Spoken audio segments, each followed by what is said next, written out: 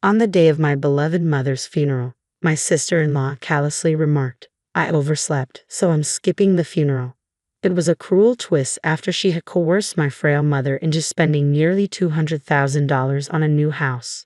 Suppressing my outrage, I managed to respond, "Fine, but you'll regret this decision, sis." "I regret nothing. Have a good one," came her dismissive reply before she hung up. After the funeral, when I confronted my brother with something, even his typically gentle demeanor turned to anger. "Lisa, I need your help.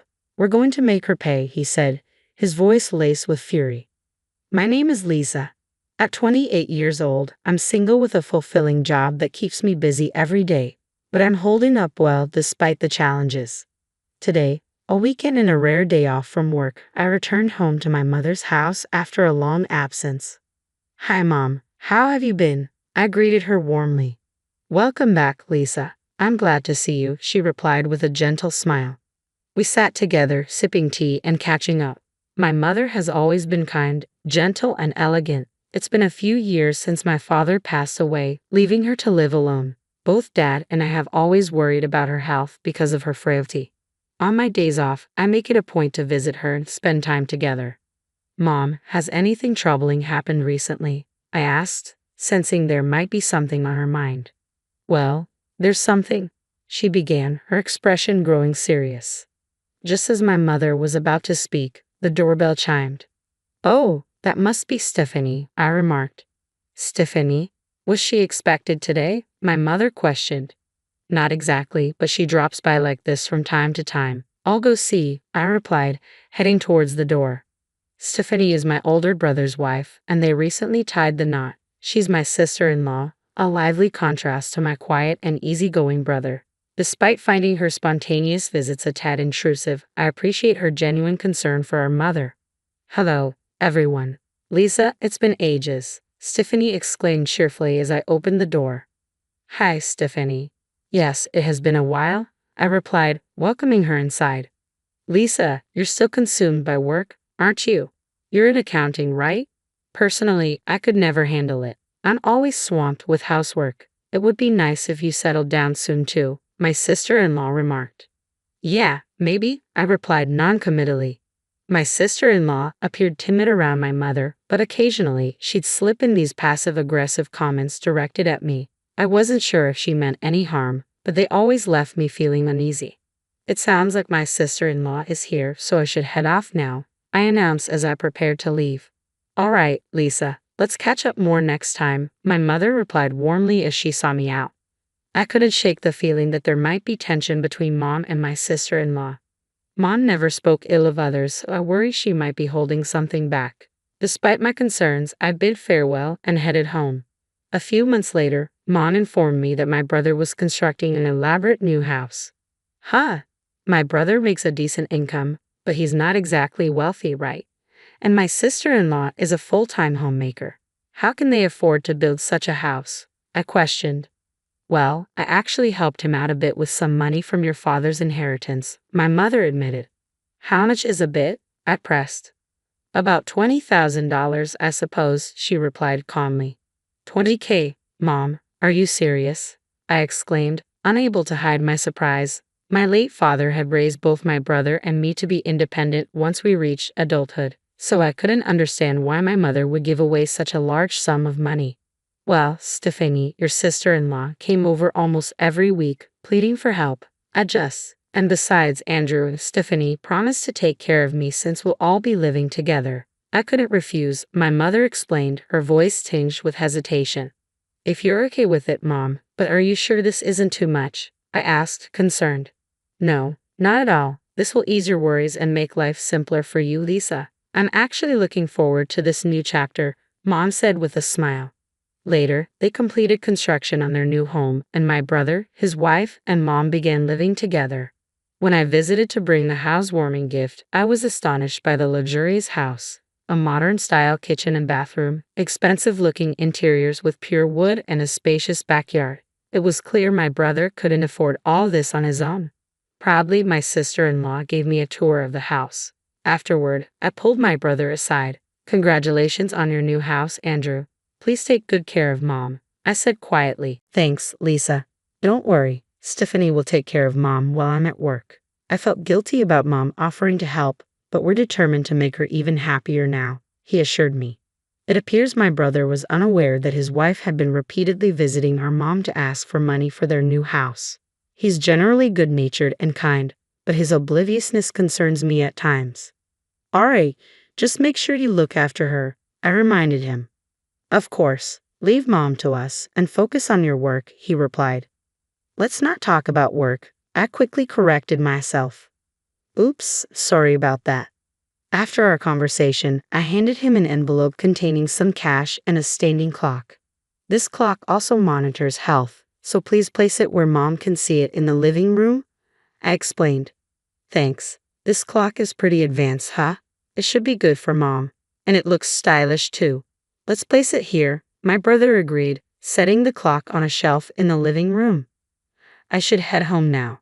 Take care, I said, preparing to leave. My sister-in-law was occupied with a phone call in another room as I departed the grand house with my mother and brother seeing me off. 6 months passed peacefully, during which my concerns about Mom lessened as she seemed to be settling in well with my brother and his wife. I focused on my work, assuming these days would continue indefinitely, until the unexpected news of Mom's passing reached me. When my brother returned home from work, he discovered that our mother had passed away alone in her room.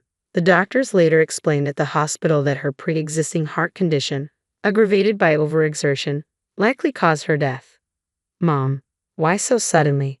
I wish I had come home earlier. I'm sorry, I lamented, overwhelmed with grief. My brother and I held on to our mother's lifeless form, tears streaming down our faces. Stephanie, my sister-in-law, was noticeably absent. Brother, where's Stephanie? Wasn't she supposed to be here? And what do they mean by overwork? I asked, my voice trembling. Stephanie wasn't here. As for overwork, he began, struggling to find the words.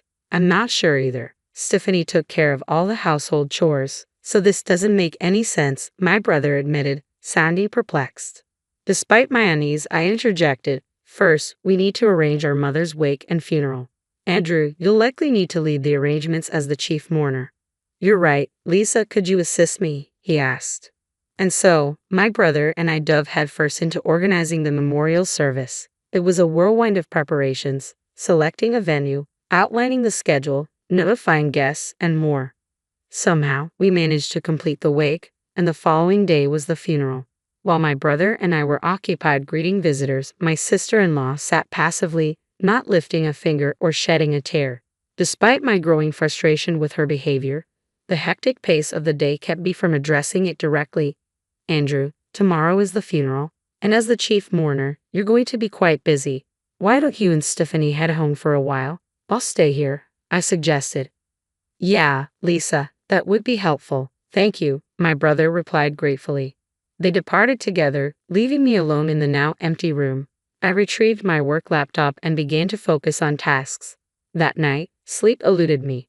The following morning, on the day of the funeral scheduled for 10 a.m., I met Andrew at 6 a.m. to commence preparations.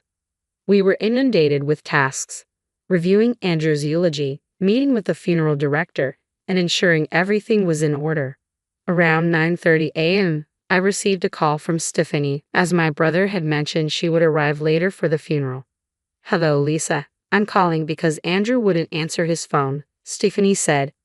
Okay, Aunt, I replied, sensing tension in her voice. I overslept. I won't be able to make it to the funeral, she confessed.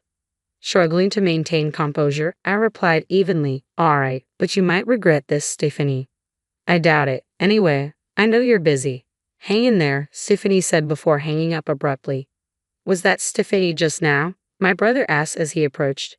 Yeah, she overslept and won't be coming today, I informed him with disappointment in my voice. Ha! What is she talking about? It's our mother's funeral, Andrew exclaimed in disbelief. Let's focus on the funeral for now, Andrew. I have something important to show you afterward, I said firmly. We somehow made it through the funeral together, paying our final respects to our mother. Stephanie was conspicuously absent, leaving us both puzzled and frustrated. Lisa, what did you want to show me? Andrew asked as we found a moment alone. Come, take a look at this, I replied, opening my laptop. Confused, Andrew leaned in to see the screen, which displayed the living room of his house. I explained, "This is the clock I gave you as a gift. It has a camera installed, designed for monitoring elderly relatives or pets. I gave it because I was worried about Mom, but since she seemed fine, I never checked it until yesterday. I reviewed the footage from the past week. Here it is," I said quietly, opening several videos on my laptop. My brother watched them intently, his expression tense. The footage revealed our mother being harshly treated by my sister-in-law. "I'm taking care of you, so at least do your chores properly." Stephanie's voice came through the video as she assigned all household tasks to our mother, from cooking and laundry to cleaning. The scenes showed her frail mother being pushed to exhaustion. While she toiled, Stephanie would often dress up and leave the house. In moments captured on video, our mother could be seen clutching her chest in discomfort, reaching for her phone hesitantly but ultimately deciding against making a call. Mom couldn't bring herself to tell us about how Stephanie treated her. "She always wanted us to be happy, you know, Mom." I had no clue. "Please forgive me." Both my brother and I were in tears, overwhelmed by the memories of our mother.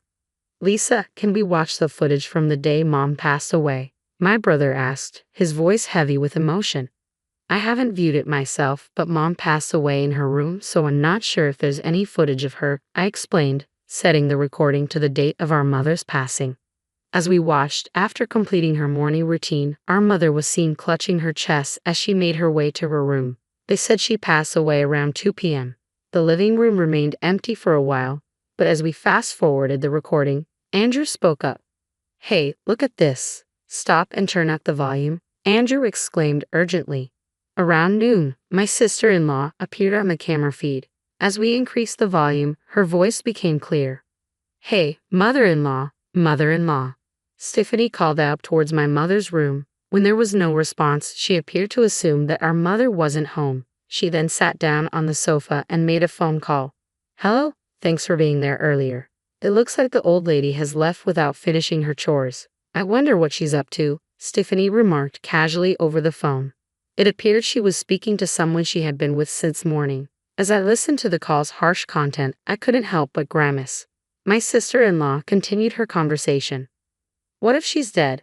That would be something. Then again, I could skip the funeral and maybe go on a trip with Daniel. Opportunities like these don't come around often," she remarked, shocking both my brother and me. The person on the other end of the line was evidently my sister-in-law's lover. Wouldn't it be great if that really happened? I could fabricate a story about domestic abuse from my husband, secure a hefty divorce settlement, and buy this house. Then Daniel and I could live here together. "So where would you like to go on our trip?" "That's enough," Andrew interrupted sharply. I paused the video, my heart pounding. My usually gentle brother's face hardened, his voice thick with anger. "Lisa, I need your help. We're going to confront her," he declared firmly. I nodded in agreement and immediately made a phone call. The next day, Andrew phoned me while I was at home. "Lisa, she's back. Can you come over?" he asked urgently. "I'm on my way," I replied, hurrying to my brother's house without delay. "Well, hello, Lisa. What brings you here on such short notice?" "You really should have given me a heads up." Stephanie greeted me with a hint of irritation as she came out to meet me. "Andrew asked me to come." "Follow me," I said, leading the way into the house filled with the scent of incense. My brother, sister-in-law, and I gathered around the dining table. "What's all this about? You both look so serious." "I do feel bad about missing the funeral," Stephanie remarked casually. "Stephanie, since you moved in, you've been treating Mom like a servant, haven't you? You've even made her pay $20,000 for the new house, despite her being ill." I confronted her directly. "What?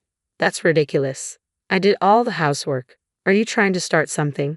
Stephanie retorted defensively. "Everything has been recorded, Stephanie. I'm not actually an accountant. I'm a private investigator," I revealed, surprising both my sister-in-law and my brother. It was a secret I had kept from everyone except Andrew. I pointed to the surveillance camera hidden in the living room clock and showed her the footage on my phone. The video clearly showed our mother doing household chores under Stephanie's orders. "What? This is a violation of my privacy. How could you do this?" "Delete it immediately," Stephanie protested angrily. "I installed it as the homeowner. I have every right to do so.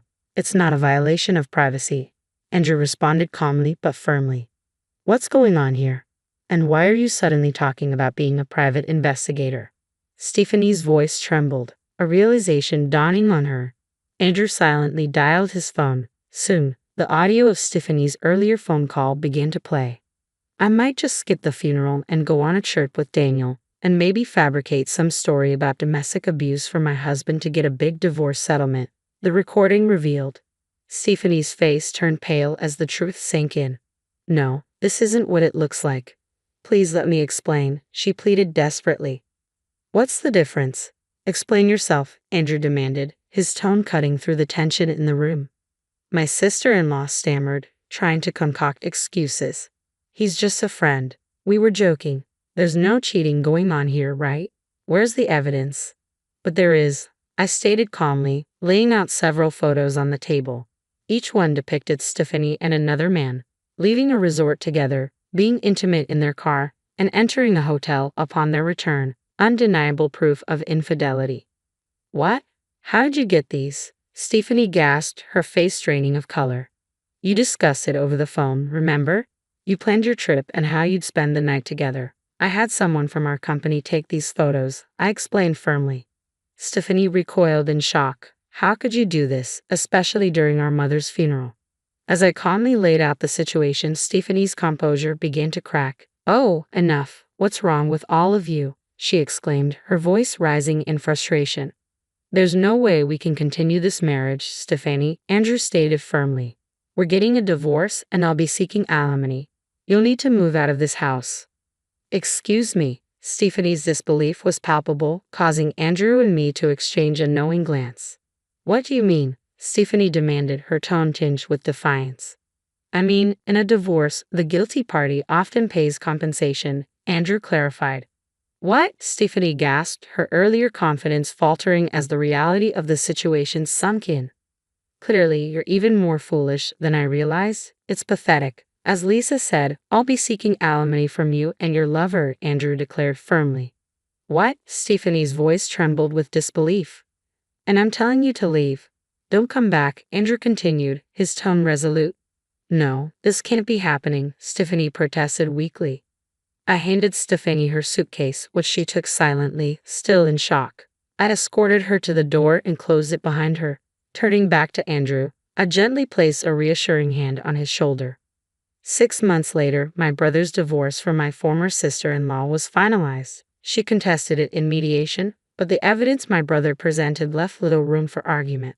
It also came to light that she had been recklessly spending from their joint bank account. According to my brother, the divorce settlement ended with minimal division of assets. True to his word, Andrew pursued alimony from both his ex-wife and her lover. The lover, who had planned to live off the substantial alimony from Andrew, was outraged by the unexpected claim and promptly ended the relationship with Stephanie. With no place to go and abandoned by her lover, my ex-sister-in-law now resides alone in an old apartment, making ends meet with part-time work.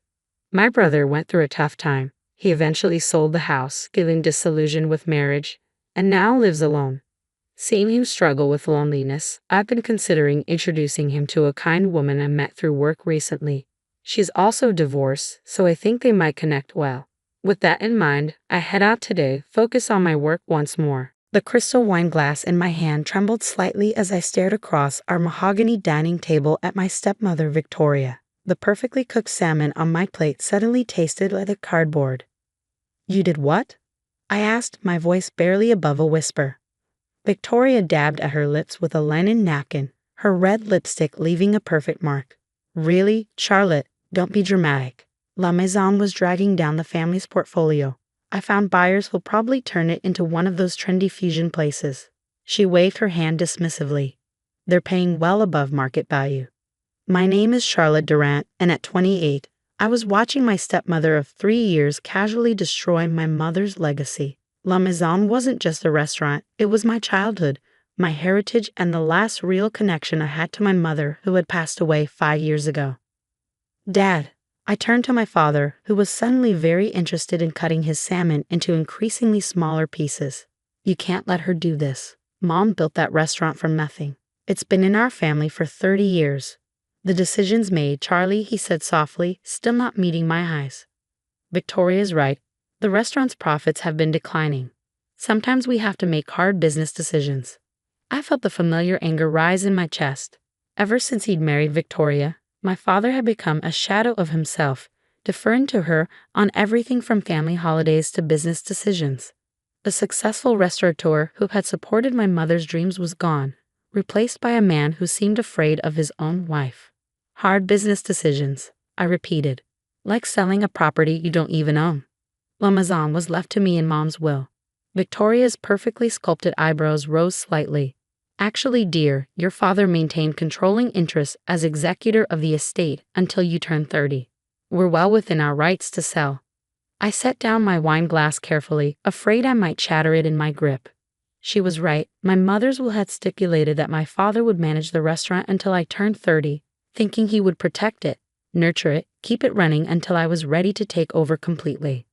What my mother hadn't anticipated was Victoria Torres, the glamorous real estate agent who had swept into our lives 3 years after her death, bringing with her an aggressive approach to modernizing our family's assets. When? I asked, proud of how steady my voice remained. The new owners take possession next Friday, Victoria replied, taking a delicate sip of her wine. They're paying cash, so the closing is expedited. I'll need you to handle the staff notifications and inventory clearance. Of course she would. Victoria always managed to delegate the unpleasant tasks to me, all while maintaining her image as the efficient, business-savvy stepmother who was just looking out for the family's interests. I pushed back my chair and stood up. If you'll excuse me, I've lost my appetite. Charlotte, my father finally looked up, his face lined with guilt. Try to understand. The restaurant, it's not what it used to be. Your mother wouldn't want you tied to a failing business. I stared at him, remembering all the nights he and Mom had spent planning menus, selecting wines, building La Maison into one of the most respected French restaurants in Boston. How quickly he'd forgotten. No, I said quietly. Mom wouldn't want me to give up without a fight. I walked out of the dining room, Victoria's voice floating after me. Really, Charles, I don't know why she's being so difficult about this. It's just a restaurant. Just a restaurant. As if La Maison could be reduced to mere brick and mortar, to profit margins and market value. She had no idea what that place really meant, what secrets it held. I drove through the rain-slicked streets of Boston to La Maison, using my key to enter through the kitchen door. The restaurant was closed on Mondays, and the familiar space was dark and quiet. I moved through the kitchen, running my hand along the stainless steel counters where I'd learned to cook at my mother's side. The main dining room was bathed in soft light from the street lamps outside, illuminating the hand-painted murals my mother had commissioned, scenes of the French countryside where she'd grown up. Each table was still perfectly set, white tablecloths gleaming, wine glasses sparkling. Victoria might see a failing business, but I saw decades of memories, of passion, of love. I made my way to the wine cellar door, hidden behind a vintage French poster. The heavy wooden door creaked slightly as I opened it, the temperature dropping as I descended the stone steps. This was where my mother had worked her real magic. The main wine cellar was impressive enough. Hundreds of bottles carefully cataloged and stored at perfect temperature. But it was the secret room behind the false wall that held La Maison's true treasure. My mother had started collecting rare wines in her 20s, long before she met my father. Over the years, she had amassed a collection that would make wine connoisseurs weep. I pressed the hidden latch and the false wall swung open silently. The room beyond was smaller, but every bottle here was worth more than most people made in a year. Chateau Lafayette Rothschild, 1869. Roman et Conti, 1945. Chateau Latour, 1961. My mother had collected them all. The entire collection was worth millions, but its existence was known only to me and Jean-Luc, our ancient sommelier who had worked with my mother for decades. We had kept it secret, protected it, waiting for the right moment to reveal its true value. That moment, it seemed, had arrived sooner than expected. I pulled out my phone and dialed a number I'd memorized but never used. After 3 rings, a familiar French-accented voice answered. Ah, Charlotte, I was wondering when you would call. Marcus, I said, I need your help. It's time to make good on that promise you made to my mother. Marcus Durand had been my mother's mentor in her early days as a wine collector. Now he was one of the most respected wine authenticators in the world. The collection? He asked. Is it at risk? Victoria's selling the restaurant. We have less than a week. He was quiet for a moment. I can be there tomorrow morning. Have Jin-Luk prepare the documentation. After hanging up, I sent a text to Jin-Luk. It's happening. Meet me at the restaurant tomorrow at 8 a.m. Then I sat down on the cool stone floor, surrounded by millions of dollars worth of wine, and finally let myself cry. Not just for the restaurant, but for my mother, for the legacy she'd built, for the father who seemed to have forgotten what any of it meant. My phone buzzed. A text from my best friend and La Maison's head chef. Sophie, just heard from the staff. That witch is really selling us out. Not if I can help it, I replied. Meeting tomorrow at 8 a.m. We're activating Plan B.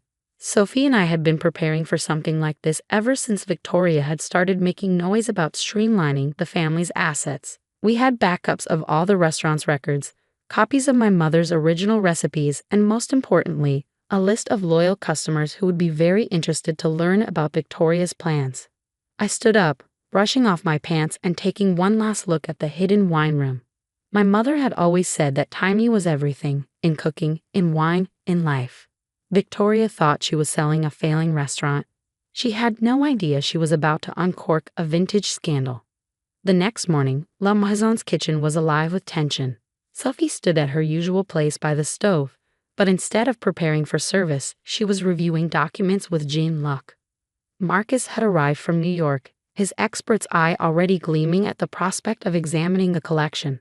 The documentation is perfect, Jin-Luk said, his weathered hands smoothing out the papers on the steel prep table. Your mother kept records of every purchase, every authentication. The provenance is undeniable. Marcus nodded, adjusting his wire-rimmed glasses. And you've maintained perfect temperature control. The humidity levels. Exactly as Madame Durant specified, Jin-Luk replied. For 25 years, I have not deviated from her instructions by even 1 degree. Then let's see them, Marcus said. I led the small group down to the cellar, watching their faces as I revealed the hidden room. Even Sophie, who had known about its existence, gasped at the sight of so many legendary wines in one place. Marcus moved through the collection with reverence, examining bottles, checking labels, making notes. After an hour, he turned to me with an expression of barely contained excitement. Charlotte, this is extraordinary. The 1869 Lafite alone would fetch over $230,000 at auction. The entire collection. He paused, making some quick calculations. Conservatively, we're looking at $8 to $10 million. Sophie whistled softly. No wonder your mother kept this secret. And the buyers Victoria found, I said, they have no idea this exists. Impossible, Jin-Luk scoffed. The false wall does not appear in any building plans. Only those Madame trusted knew of its existence. I smiled grimly. Perfect. Sophie, is everyone here? She nodded.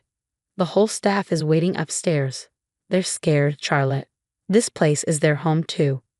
We gathered in the main dining room. The servers, line cooks, dishwashers, everyone who had helped make La Maison special. Many had worked here for decades, hired by my mother when the restaurant was just starting out. I know you're worried, I began, looking at their familiar faces. But I promise you, La Maison isn't going anywhere. Victoria thinks she's selling a struggling restaurant. What she doesn't know is that we're about to make her an offer she can't legally refuse. I explained the plan, watching hope replace fear in their eyes. By the time I finished, there was a new energy in the room, a sense of purpose. What do you need us to do? Maria, our longest-serving server, asked. For now, business as usual, but be ready. When this breaks, it's going to get complicated. The next few days were a blur of preparation. Marcus worked with an art security firm to document and value every bottle. Jin-Luk compiled years of temperature and humidity logs. Sophie coordinated with our suppliers and regular customers, ensuring everyone was prepared for what was coming. The night before the sale was set to close, I sat in my mother's old office, looking at her photograph on the wall. She was standing in front of La Maison on opening night, young and beautiful and full of dreams. My phone buzzed. Victoria calling for the 3rd time that day. I let it go to voicemail, already knowing what she wanted. She'd been trying to get me to sign some last-minute paperwork, probably trying to legally protect herself. The next morning, I arrived at the restaurant early. Victoria was already there with the buyers, a pair of sleek entrepreneurs in expensive suits who looked like they'd never worked in a kitchen in their lives. "Charlotte," Victoria said with fake warmth. "Good you're here. We just need your signature on a few things before we finish up." I smiled, setting my briefcase on one of the dining tables. "Actually, I have something you all need to see first." The buyers looked confused as Marcus and Jean-Luc entered, carrying stacks of documentation. Victoria's smile faltered slightly. "What's this about?" "We have a closing scheduled." "Yes," I cut her off. "About that. Did you disclose the wine cellar in the sale documents?" She waved dismissively. "Of course. The wine inventory is included." "Not that wine cellar," I said quietly. "The other one." The color drained from her face as I led everyone downstairs. The buyers' expressions changed from annoyance to amazement as the hidden room was revealed. Marcus began his presentation, discussing the value and rarity of each bottle. "This collection," he concluded, "represents one of the finest private wine collections in the world. Its total value exceeds $9 million. Victoria's perfectly manicured hands were shaking. "This is ridiculous," Charles never mentioned. "Because he didn't know," I said. "Mom kept this separate from the family assets. It belongs solely to me, as specified in a separate trust document." I pulled out the paperwork my mother's lawyer had helped me locate. "If you sell La Maison, you're also liable for the value of this collection, which was never included in the sale price." The buyers were already backing away, realizing the deal was about to get much more complicated. Victoria's face had turned an interesting shade of red. "You planned this," she hissed. "You let me arrange this sale knowing you had no right to sell my mother's restaurant in the first place?" I finished. "Yes, I did. Just like you planned to sell this place out from under me before I turned 30. My father chose that moment to appear at the cellar entrance, his face a mix of shock and something else. Was it pride? "Charlie," he said softly, "the collection, your mother never told me." "She wanted to protect it," I replied. "She wanted to make sure I would always have a choice about my future, that I couldn't be forced to give up her dream." Victoria turned to him, ready to launch into one of her manipulative speeches, but he held up his hand. "No, Victoria. Enough." He looked around the cellar, then at me, really seeing me for the first time in years. "The sale is off. La Maison stays in the family, just like Catherine wanted." The next few weeks were a whirlwind of change. Victoria moved out, unable to face the embarrassment of her failed scheme. My father, as if waking from a long sleep, began spending time at the restaurant again, rekindling his love for the business he and my mother had built together. La Maison's wine collection, now properly valued and insured, became the talk of the culinary world. Wine enthusiasts and collectors began making reservations months in advance, hoping to sample rare vintages that we carefully released from the collection. One evening, as I sat at the bar after closing, Sophie brought out a bottle from the secret cellar, a 1982 Bordeaux that had been my mother's favorite.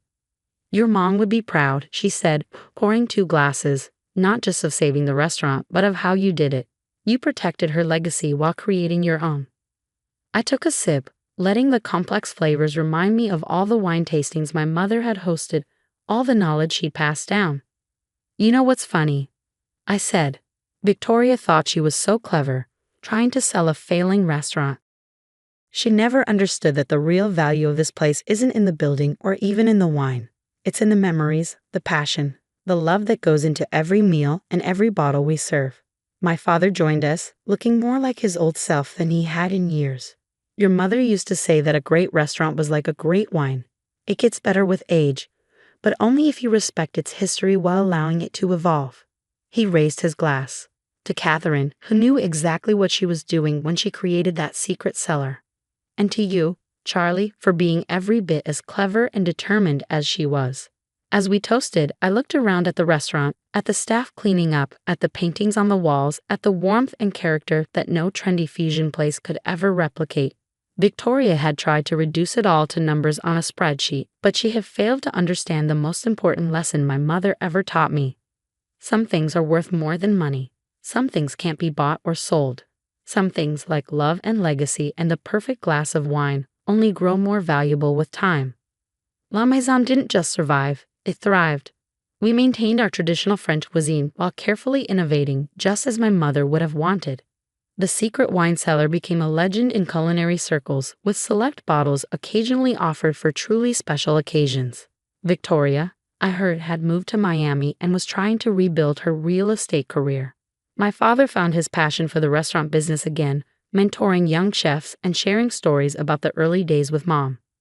And me, I stood at the helm of La Maison, honoring my mother's legacy while creating my own. Every night, as I walked through the dining room, greeting guests and suggesting wine pairings, I felt her presence, not as a ghost, but as an inspiration.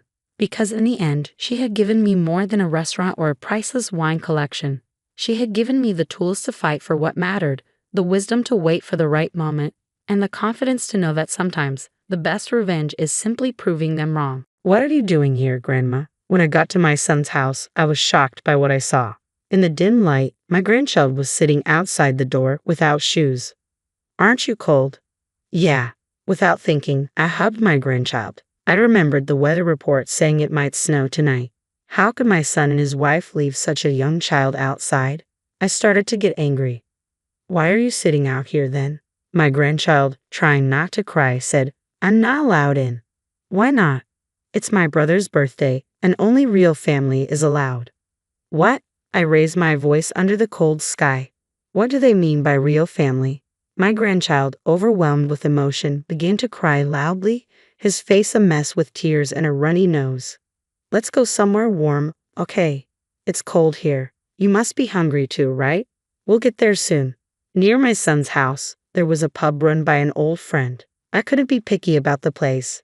Thinking they would welcome us, I opened the door. "Oh, you're back again. Got a bit of a situation." My grandchild peeked out from behind me. "Is that your grandchild?" "Yes, that's right." I immediately contacted someone. What my son and his wife were doing was unacceptable. Leaving my precious grandchild like this. They're going to face the consequences. As a mother and mother-in-law, I was ready to act. By calling the real family, my son and his wife were about to face their reckoning. "My name is Veronica, and I just turned 60 this year. My husband, whom I had been with for many years, passed away from an illness about 2 years ago. I live alone in the house he left me. Maybe it's time to live together," my son had suggested when he returned home after a long time. "I'm fine on my own. I can manage," I told him. "But it must be boring alone, right?" "Indeed, I'm alone, but somehow I don't feel lonely in this house." "That's a shame." Sally, my son's wife, who came with him, seemed a bit relieved. My reluctance to live together was largely due to her presence. She was my son's second wife. "Sally, you must feel more comfortable without me around, right?" "What? No, it's not like that." At the time, I was a bit standoffish. I wasn't particularly close or distant with Sally, but we never quite clicked. My son and his wife have 2 children, but their daughter Natalia is my son's stepdaughter. I've heard he took her in somewhat reluctantly. Their younger son, John, was born shortly after they remarried. "By the way, where is Natalia?" "Oh, Natalia is at a friend's house." "I see. Now that I think about it, they rarely brought Natalia when they visited my house. And even when they did, I sensed a distance in their interactions with her. It wasn't like this with his first wife." "What changed?" "I believe my son's first marriage ended due to his wife's infidelity. Although I had exchanged contact information with his ex-wife, we never stayed in touch. It was about 4 years ago when my son appeared with Sally, his new wife. What surprised me even more was that she was already pregnant." "Nice to meet you, Veronica." "Nice to meet you too." At that time, I felt it wasn't my place to interfere if my son had chosen her. But as issues involving me began to arise, so did my questions. Sally's true nature started to emerge, perhaps because she found my presence bothersome. The recent incident with Natalia was a clear example. "Is Natalia really at a friend's?" I inquired. "I already told you that," she replied, clearly annoyed. But little did I know, this was just the beginning. "What's with the raised voice, Sally?" My son entered, sensing tension. "It's nothing." Sally brushed it off, shooting me a glare before turning to John. I suspected they were hiding something about Natalia from me, judging by Sally's defensive reaction. But at that moment, I had no way to confirm it. "Well, we should head back now." "Okay, bring Natalia next time." My son's expression darkened at my request. It seemed both he and Sally were aware of the situation regarding Natalia. "We'll bring her next time." Good, please do. They exchanged whispers, but I couldn't make out what they were saying. After that, they stopped visiting altogether. Perhaps they sensed my suspicions. Nevertheless, I couldn't stop worrying about Natalia, so I came up with a plan. Hello, I have a suggestion. What is it? About living together. Are you considering moving in with us? I've thought it over, and having you here might be nice. That's great. I'll start getting ready then. The sooner, the better, right? Really? You're sure? Yes, I don't want to be a burden on you. It would be a big help, and so it was decided that I would move in with my son's family. It wasn't because I disliked living alone. My main reason was to reconnect with Natalia, whom I hadn't seen in a long time, and make sure she was okay. I had considered visiting, but the distance made frequent trips impractical, as it was nearly 2 hours by train. I hoped this move would resolve things, but there was a lingering unease. Still, I couldn't just sit back and do nothing. I immediately began preparing to move to my son's house, packing up my belongings and arranging for movers. 2 weeks later, I settled into living with them. Let's get along well from now on. From today, think of this place as your own home and relax. Thank you, I appreciate it. After the greetings, I went to see Natalia. I was speechless when I saw her. She should be 9 years old now, but she looked so thin. Natalia, do you remember me? Grandma? Yes, that's right. Grandma will live here with you from today. Really? Yay! Her smile, though fragile, was filled with effort. Alongside relief, I felt a deep sadness at how much she had deteriorated. It was clear that Natalia held the lowest position in the house, but I couldn't afford to make a scene that might worsen her situation. So I took her out under the guise of helping me. I'm going to do some shopping, okay? Oh, are you taking Natalia too? Yes, she's going to help me out a bit. All right. Sally appeared displeased, likely wanting to keep Natalia away from me. Whenever we went out, I made sure to treat Natalia to her favorite foods and take her to different places. Thanks to that, she seemed to regain some color and energy compared to when we first started living together. Natalia, what do you usually do at home? Well, I read books in my room or draw. Don't you play with your mom and dad? It was difficult to ask, but I was driven by a desire to help her. Dad and Mom always play with John. When I want to join, they tell me to go to my room. That's sad. From now on, Grandma will play with you a lot, okay? Yeah, it seemed more like neglect or even abuse rather than just poor parenting. Natalia had gained some weight since I arrived, but it was clear she hadn't been properly cared for before. I was determined to protect her no matter what. Then one day, after being out all morning due to a commitment with a friend, I returned home in the evening. What's happening?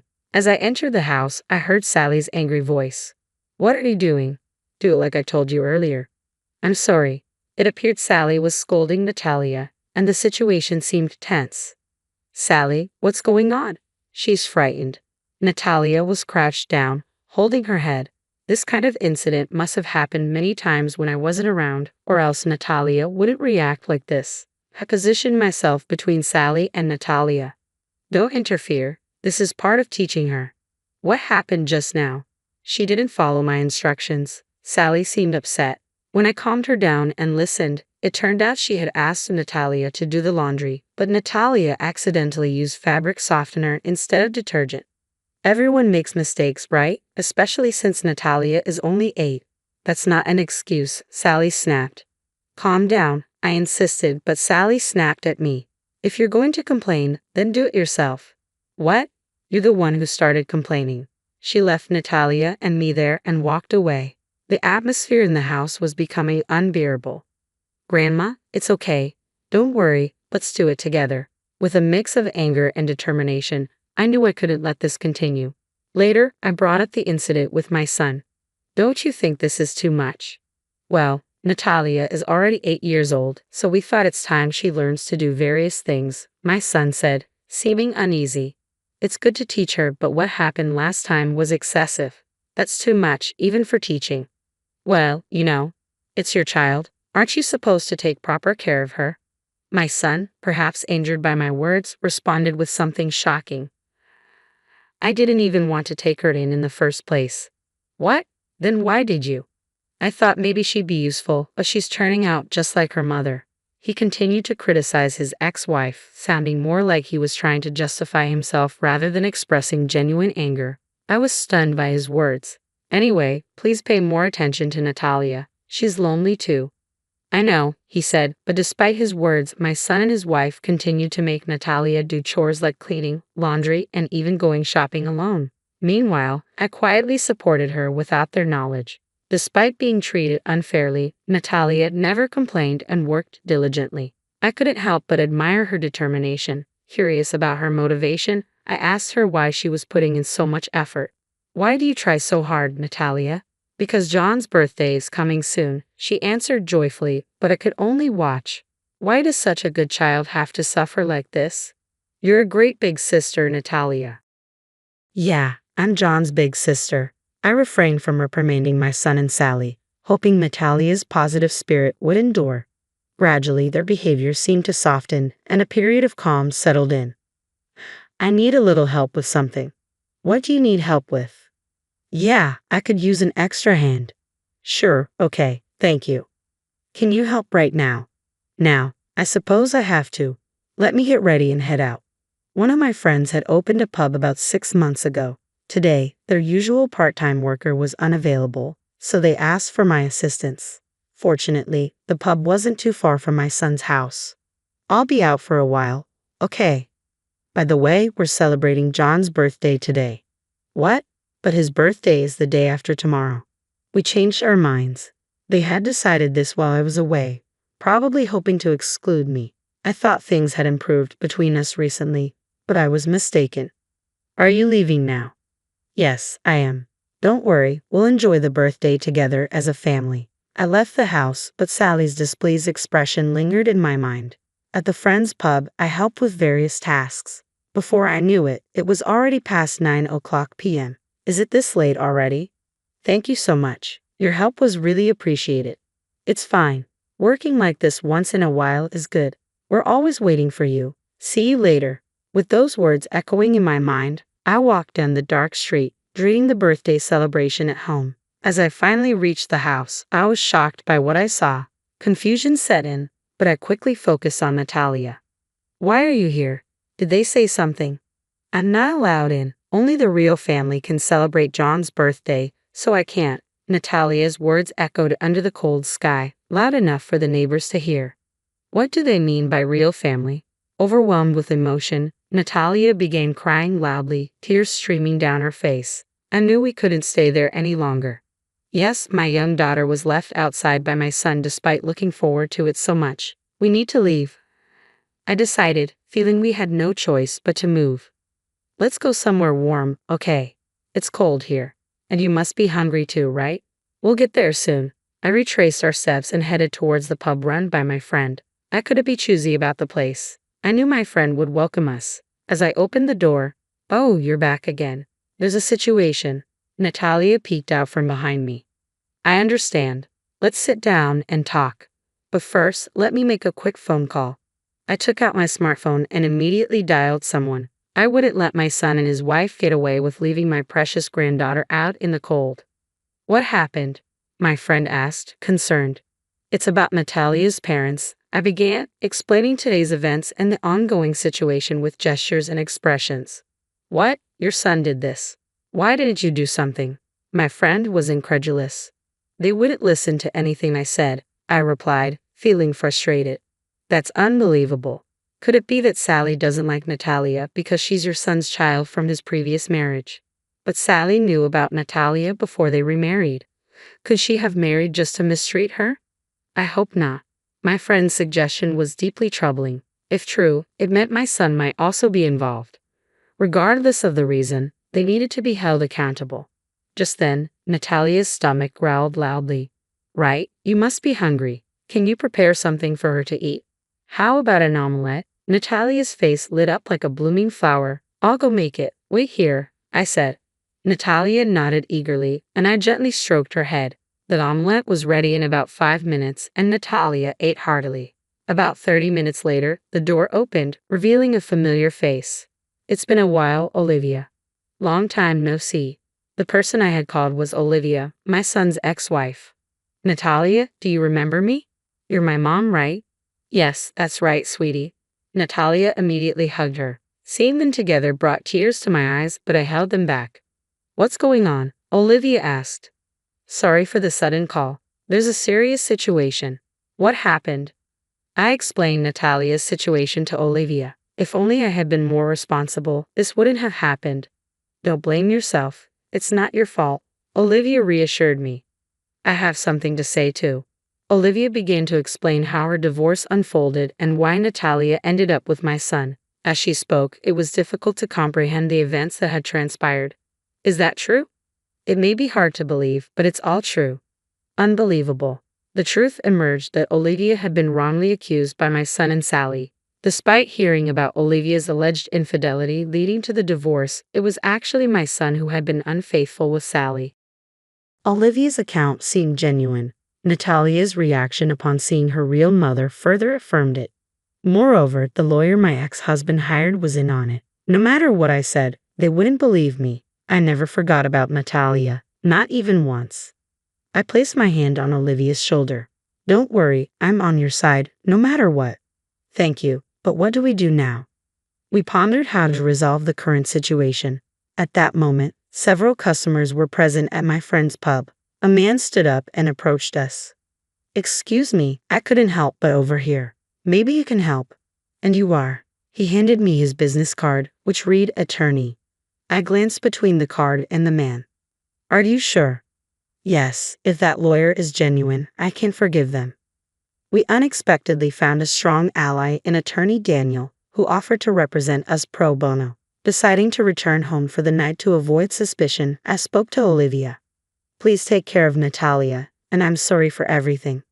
Don't apologize. I actually thought you might hate me. Not at all. I should have reached out to you sooner. We were united in defending Natalia. Over the next 2 months, we maintained our routine, ensuring Natalia's safety. Thankfully, my son and Sally were preoccupied with John, leaving Natalia unharmed. Then Olivia called. Everything's ready. I'll be there soon. Sure, let's show those two what they deserve. 3 days later, Olivia and attorney Daniel arrived at my son's house. The couple was taken aback by the unexpected visit. What are you doing here? What does this old flame want? My son exclaimed. Olivia remained composed. We're here to file a lawsuit against both of you. What? Are you out of your mind? Attorney Daniel then handed over a document. This document states that Natalia should live with Olivia. You expect us to accept this just because you say so. Shall I explain? First, the lawyer you hired doesn't exist, does he? The couple looked visibly shaken, sweat forming on their brows. My investigation revealed there's no such person registered with the Bar Association, and he had a criminal record for fraud. You knew this, right? He was your friend. I confronted my son, who remained silent, staring at the floor. Sally, however, was defiant. Don't be ridiculous. You're making baseless accusations. I couldn't hold back any longer. Enough. Weren't you involved with Olivia even before your divorce? That's not true. But the timing of your child's birth suggests you were still married. Sally was left speechless. Just admit it. You took Natalia just to spite Olivia, didn't you? That's not true. It was his idea. She pointed accusingly at my son. What? Why me? You said it was better to take her since she's the daughter of that woman. We recorded everything. I revealed that I had been recording all our conversations with my smartphone. I'm ashamed to call such a man my son. Wait, Mom. I don't want to hear Mom from you. Both of you will face consequences, possibly even jail time. But what about John? You're right. Don't worry. If necessary, I'll take good care of him. With that, they fell silent. Olivia and I left them in their despair and walked out of the house. A week later, we were settled in my old home. We couldn't leave Natalia with them, but they continued their resistance until the end. It seems they intend to sue us, but even if they do, you're right, we had all the evidence and Daniel's support. They're just tightening the noose around their own necks. It turned out they had indeed hired a real lawyer, but it proved futile. The trial ended decisively in our favor. They lost and were saddled with hefty alimony payments and other charges. A week after the trial, my son reached out to me. I'm sorry for everything. Please help me. You're mistaken if you think you should apologize to me. You're the only one I can turn to, Mom. His voice sounded weak. Unfortunately, I no longer have a son. Don't contact me again. With that, I hung up. Following the incident, my son and Sally's relationship deteriorated, leading to their divorce. They both had to work tirelessly to pay off their debts, and John went to live with Sally's parents. All that remained for them was financial struggle. We'll visit soon, okay? Come with Mom. We'll be waiting. Since then, I've returned to my home, living as I please. My happiness now comes from visits with Natalia and Olivia. My future looks bright. Help me, sister, my niece Jenny said with tears in her eyes as she gave me a picture. It showed my brother, Jenny's dad, with his friends at a bar. What's wrong, Jenny? I asked. Before she could answer, my serious sister-in-law showed up. What are you two doing? She asked sternly, taking Jenny away. Alone now, I looked at the back of the picture and saw a message from my brother. It said, if something happens to me, please take care of my daughter. My name is Alice. I'm a 32-year-old working in my family's construction company office. My older brother, who's 10 years older than me, was always seen as the one who would run the business someday. He's a hard worker, but he never seemed keen on taking over. Even though everyone, including me, thought he would, he often said, I enjoy carpentry, but I don't want to run the business. It became his mantra, repeated over and over. Then one day, he dropped a bombshell. I found someone I want to marry, he announced, introducing us to Maggie. She was lively and quickly became part of our family even though she didn't live with us. I'm getting married and moving out, he declared. But what about the business? I asked. You know you're expected to take over, right? He sighed, patting my head gently. I don't want to cause you any trouble with Dad. We don't see eye to eye, he explained. True to his word, he married soon after and moved out. But he always stayed in touch, chatting with me about everyday stuff. Guess what? Maggie made a delicious dinner tonight. She's a dietitian, so she keeps an eye on my high blood pressure, he'd say. I'd tease him, saying, you never get tired of bragging about her, do you? But seeing him happy was all that mattered to me. A few years after my brother got married, his daughter Jenny was born. After that, we started seeing them more often.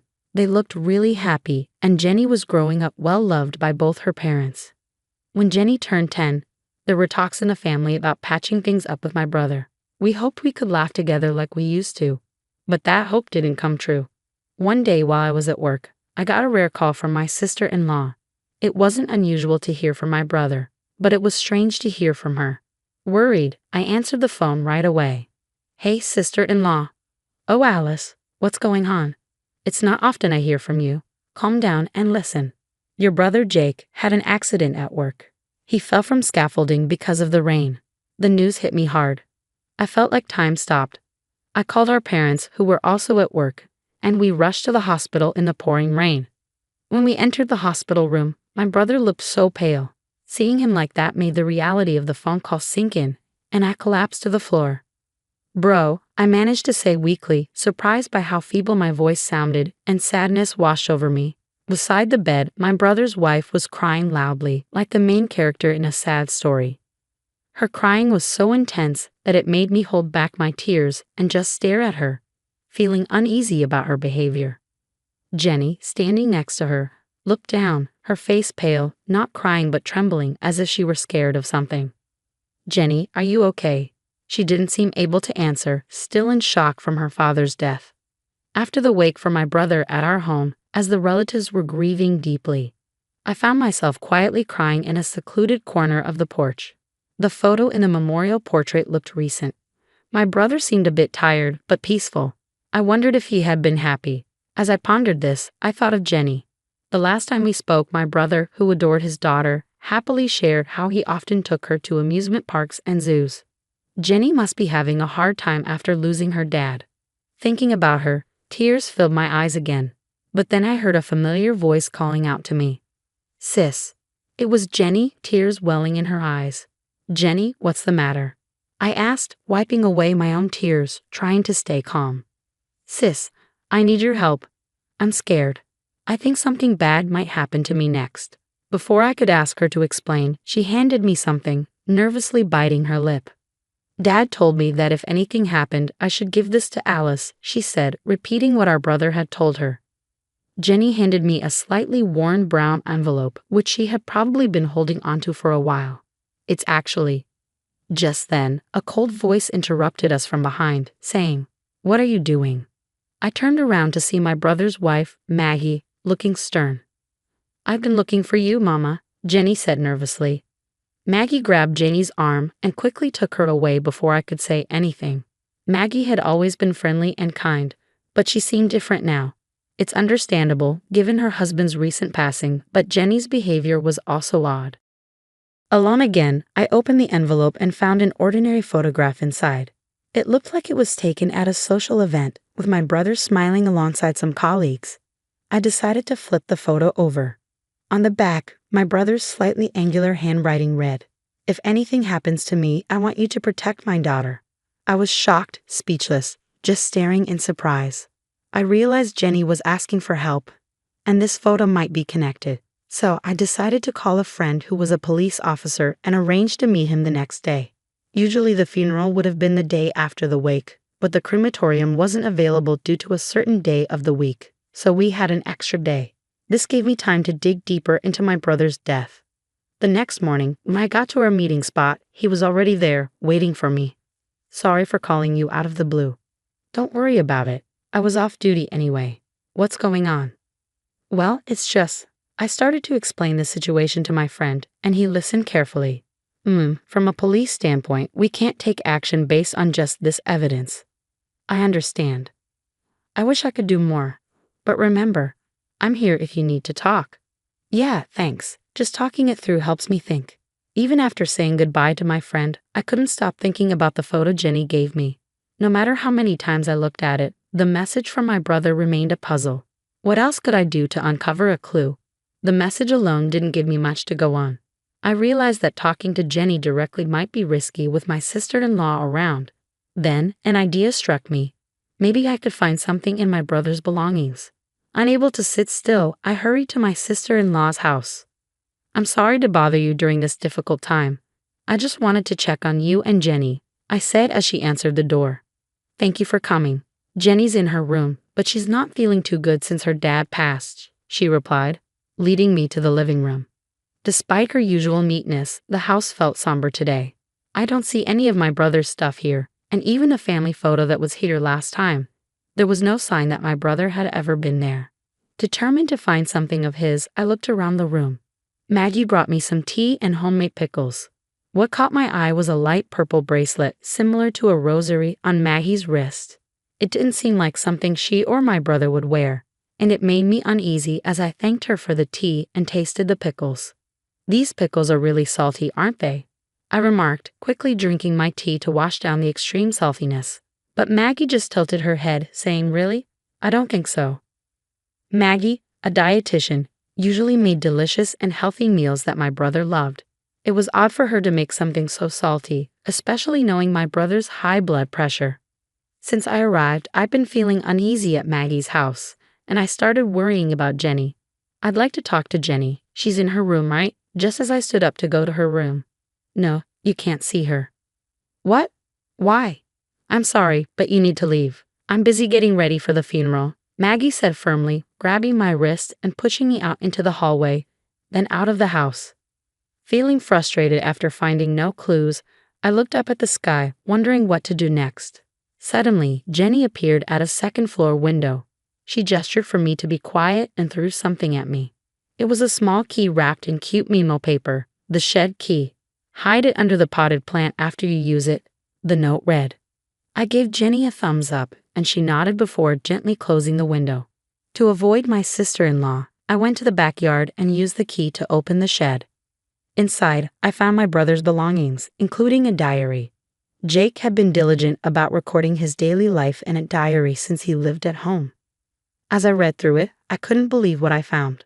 The food had become too salty, and even when he mentioned it, Maggie dismissed it, saying, "Trust me, I'm a dietitian," and he couldn't get her to take it seriously. His health had been declining because of it. Plus, he explained why he left that photo. The next day, a crowd gathered at the funeral, including relatives and Jake's colleagues. When Maggie took the microphone to speak, I stood up and interrupted her. "I need to say something," I announced. "Alice, what's going on?" Maggie looked surprised as I walked to the front of the room, ignoring her. "Jake didn't die by accident." My words caused a commotion in the hall, and Maggie's expression turned stern. "What are you saying?" "My husband slipped and fell off the scaffold at work," Maggie protested. I shove everyone Jake's diary. It's all written here. My sister-in-law, who was usually a good cook, started making heavily seasoned dishes, and Jake's health started to decline. Isn't it strange, Maggie? Serving salty food to Jake, who has high blood pressure, and insisting he eats it all. I don't know what you're talking about. I always took care with his meals, Maggie insisted, trying to play innocent. Ignoring her, I presented another piece of evidence. This is a photo Jake left for me. At first, I didn't understand its significance, but when I visited your house yesterday, it became clear. The person in his photo is wearing a bracelet that matches the light purple one you're wearing. As I pointed to the person, everyone's attention shifted there. Mr. Johnson, you and Maggie were having an affair, weren't you? Even though you were a colleague Jake trusted, why betray him like this? As murmurs filled the hall, Maggie glared at me while the man looked pale and nervous. Mr. Johnson was a familiar face to me as well. He had been a good friend of Jake's since they graduated from high school and started working together. He had visited our house many times, and I had seen him wearing the same bracelet as Maggie's when he wiped sweat from his forehead. I'm sure Jake was struggling a lot, knowing that the colleague he trusted was having an affair with his wife, and that he might even be in danger. That's why he couldn't tell me directly, and leaving this photo was his way of trying to communicate. I said to Mr. Johnson, holding back tears. He broke down crying and held his head in his hands. What? A diary and a bracelet can't prove an affair or that I killed my husband. Maggie protested, getting defensive. But I was prepared and continued with the evidence from the diary. There's more. Jake checked your phone, Maggie, and found emails between you and Mr. Johnson. It seems you wrote, Jake is in the way of us being together. We need to get rid of him. That's not true. Whether it's a lie or not, we can easily find out by investigating, right? I challenge. At first, it seemed like you were planning to take advantage of my brother's high blood pressure to harm him through his meals. But that would take too long. So driven by your desire to get married as soon as possible, you approached Mr. Johnson to eliminate my brother in a workplace accident, didn't you? You planned to push him from a height on a rainy day, and if anyone asked, you'd just say he slipped.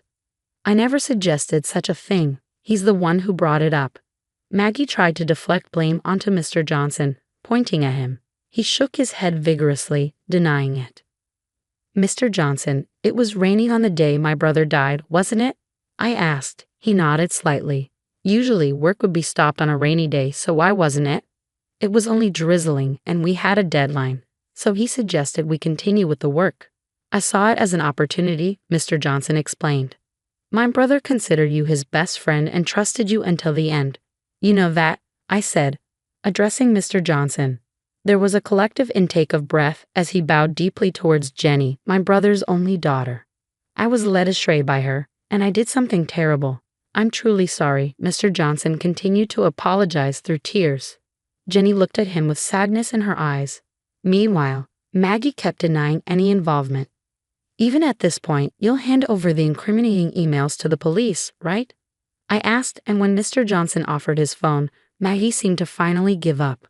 Then, a police officer friend who had attended my brother's funeral arrested the two of them and took them away. It was a relief to see them finally caught. Afterward, Maggie and Mr. Johnson received long prison sentences. Thanks to the lawyer I hired, Jenny received financial support from a program called the Victims' Compensation Program, designed to help families of victims recover. Jenny was deeply affected by the incident and struggled for a while, but I adopted her as my own, and she's slowly starting to smile again. I've decided to give her all the love I can in place of my brother. I'm Kiona. I'm 30 years old, and I stay at home taking care of the house. My husband, Aoki, is 6 years older than me, and we've been living with his parents for 2 years. Aoki's parents, Robert and Barbara, are both in their 60s, and they're healthy and full of energy. Barbara, Aoki's mom, really likes going out and having fun.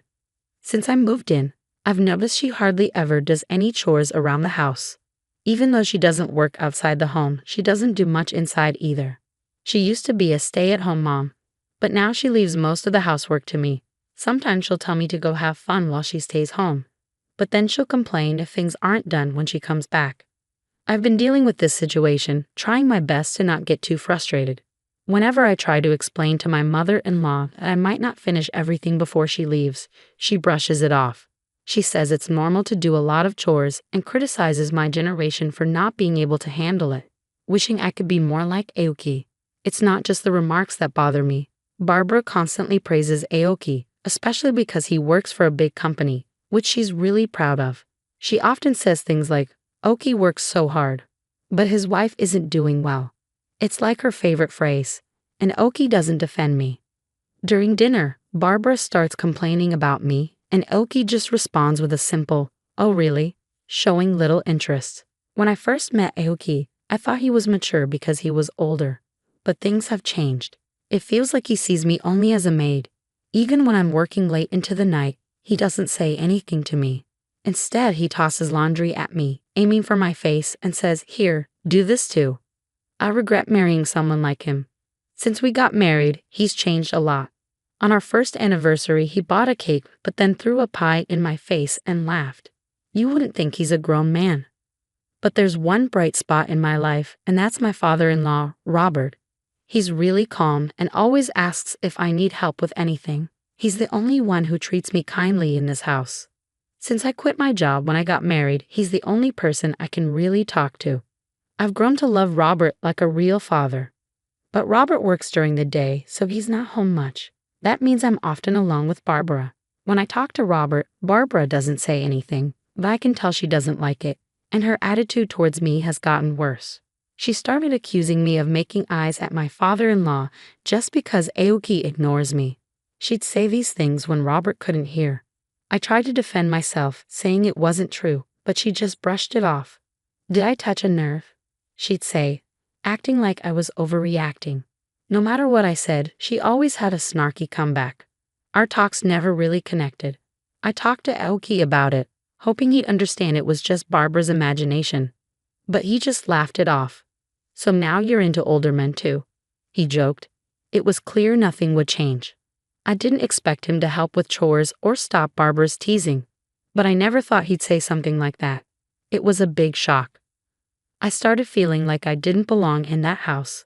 One summer day, Barbara mentioned planning a family trip for Aoki's summer break. At first, I thought it was just her usual desire to go out, but then she surprised me by asking if I wanted to come along. I didn't expect to be invited. I thought they would go without me. When I hesitated, Barbara seemed suspicious and asked if I didn't want to go. I felt uneasy about her sudden invitation. What did she want by including me? I was unsure, but I didn't know how she would react if I said no. That night, Aoki asked me again if I was going on the trip. I replied that I was invited. His response was unexpected. He burst out laughing for some reason. "What's so funny?" I asked, feeling uneasy. Aoki just brushed it off, saying it was nothing. On the day of the trip, we set off with Aoki driving. Robert couldn't join us right away due to work, so it was just the three of us in the car. Aoki driving, Barbara in the passenger seat, and me in the back. I couldn't see their faces clearly, which made me even more anxious. Barbara suddenly asked if I had withdrawn some money for the trip. I confirmed that I had taken out a few $100s. She seemed pleased at this, which struck me as odd. After driving for a while, I noticed we had passed the inn we were supposed to stay at. "Did we just pass the inn?" I asked. Aoki replied vaguely, saying there was a tourist spot ahead and we'd check in after seeing it. His smile seemed forced, and I sensed something strange was going on. As we drove away from the inn, the scenery outside turned greener. I let out a quiet sigh, making sure neither Barbara nor Aoki heard me. Eventually, we arrived at a dam. It wasn't very big, and there weren't many people around. "Let's get out and stretch our legs," Barbara suggested eagerly. "And make sure not to leave anything valuable in the car," Aoki added. I followed their instructions, stepping out of the car. But I noticed Barbara and Aoki hesitating, pretending to be busy inside the car. Once I stepped out and closed the door, I heard the car lock click. Aoki had only left the windows slightly open. Then he burst into laughter. "What's going on? Are we staying here for the night?" I felt anger bubbling up towards Barbara, but I kept it in check. "What do you mean?" I asked, trying to keep my cool. "You walked right into that one, didn't you?" My husband was laughing so hard he was clutching his stomach. My wallet and cell phone were still in the car. Everything had gone according to Barbara and my husband's plan.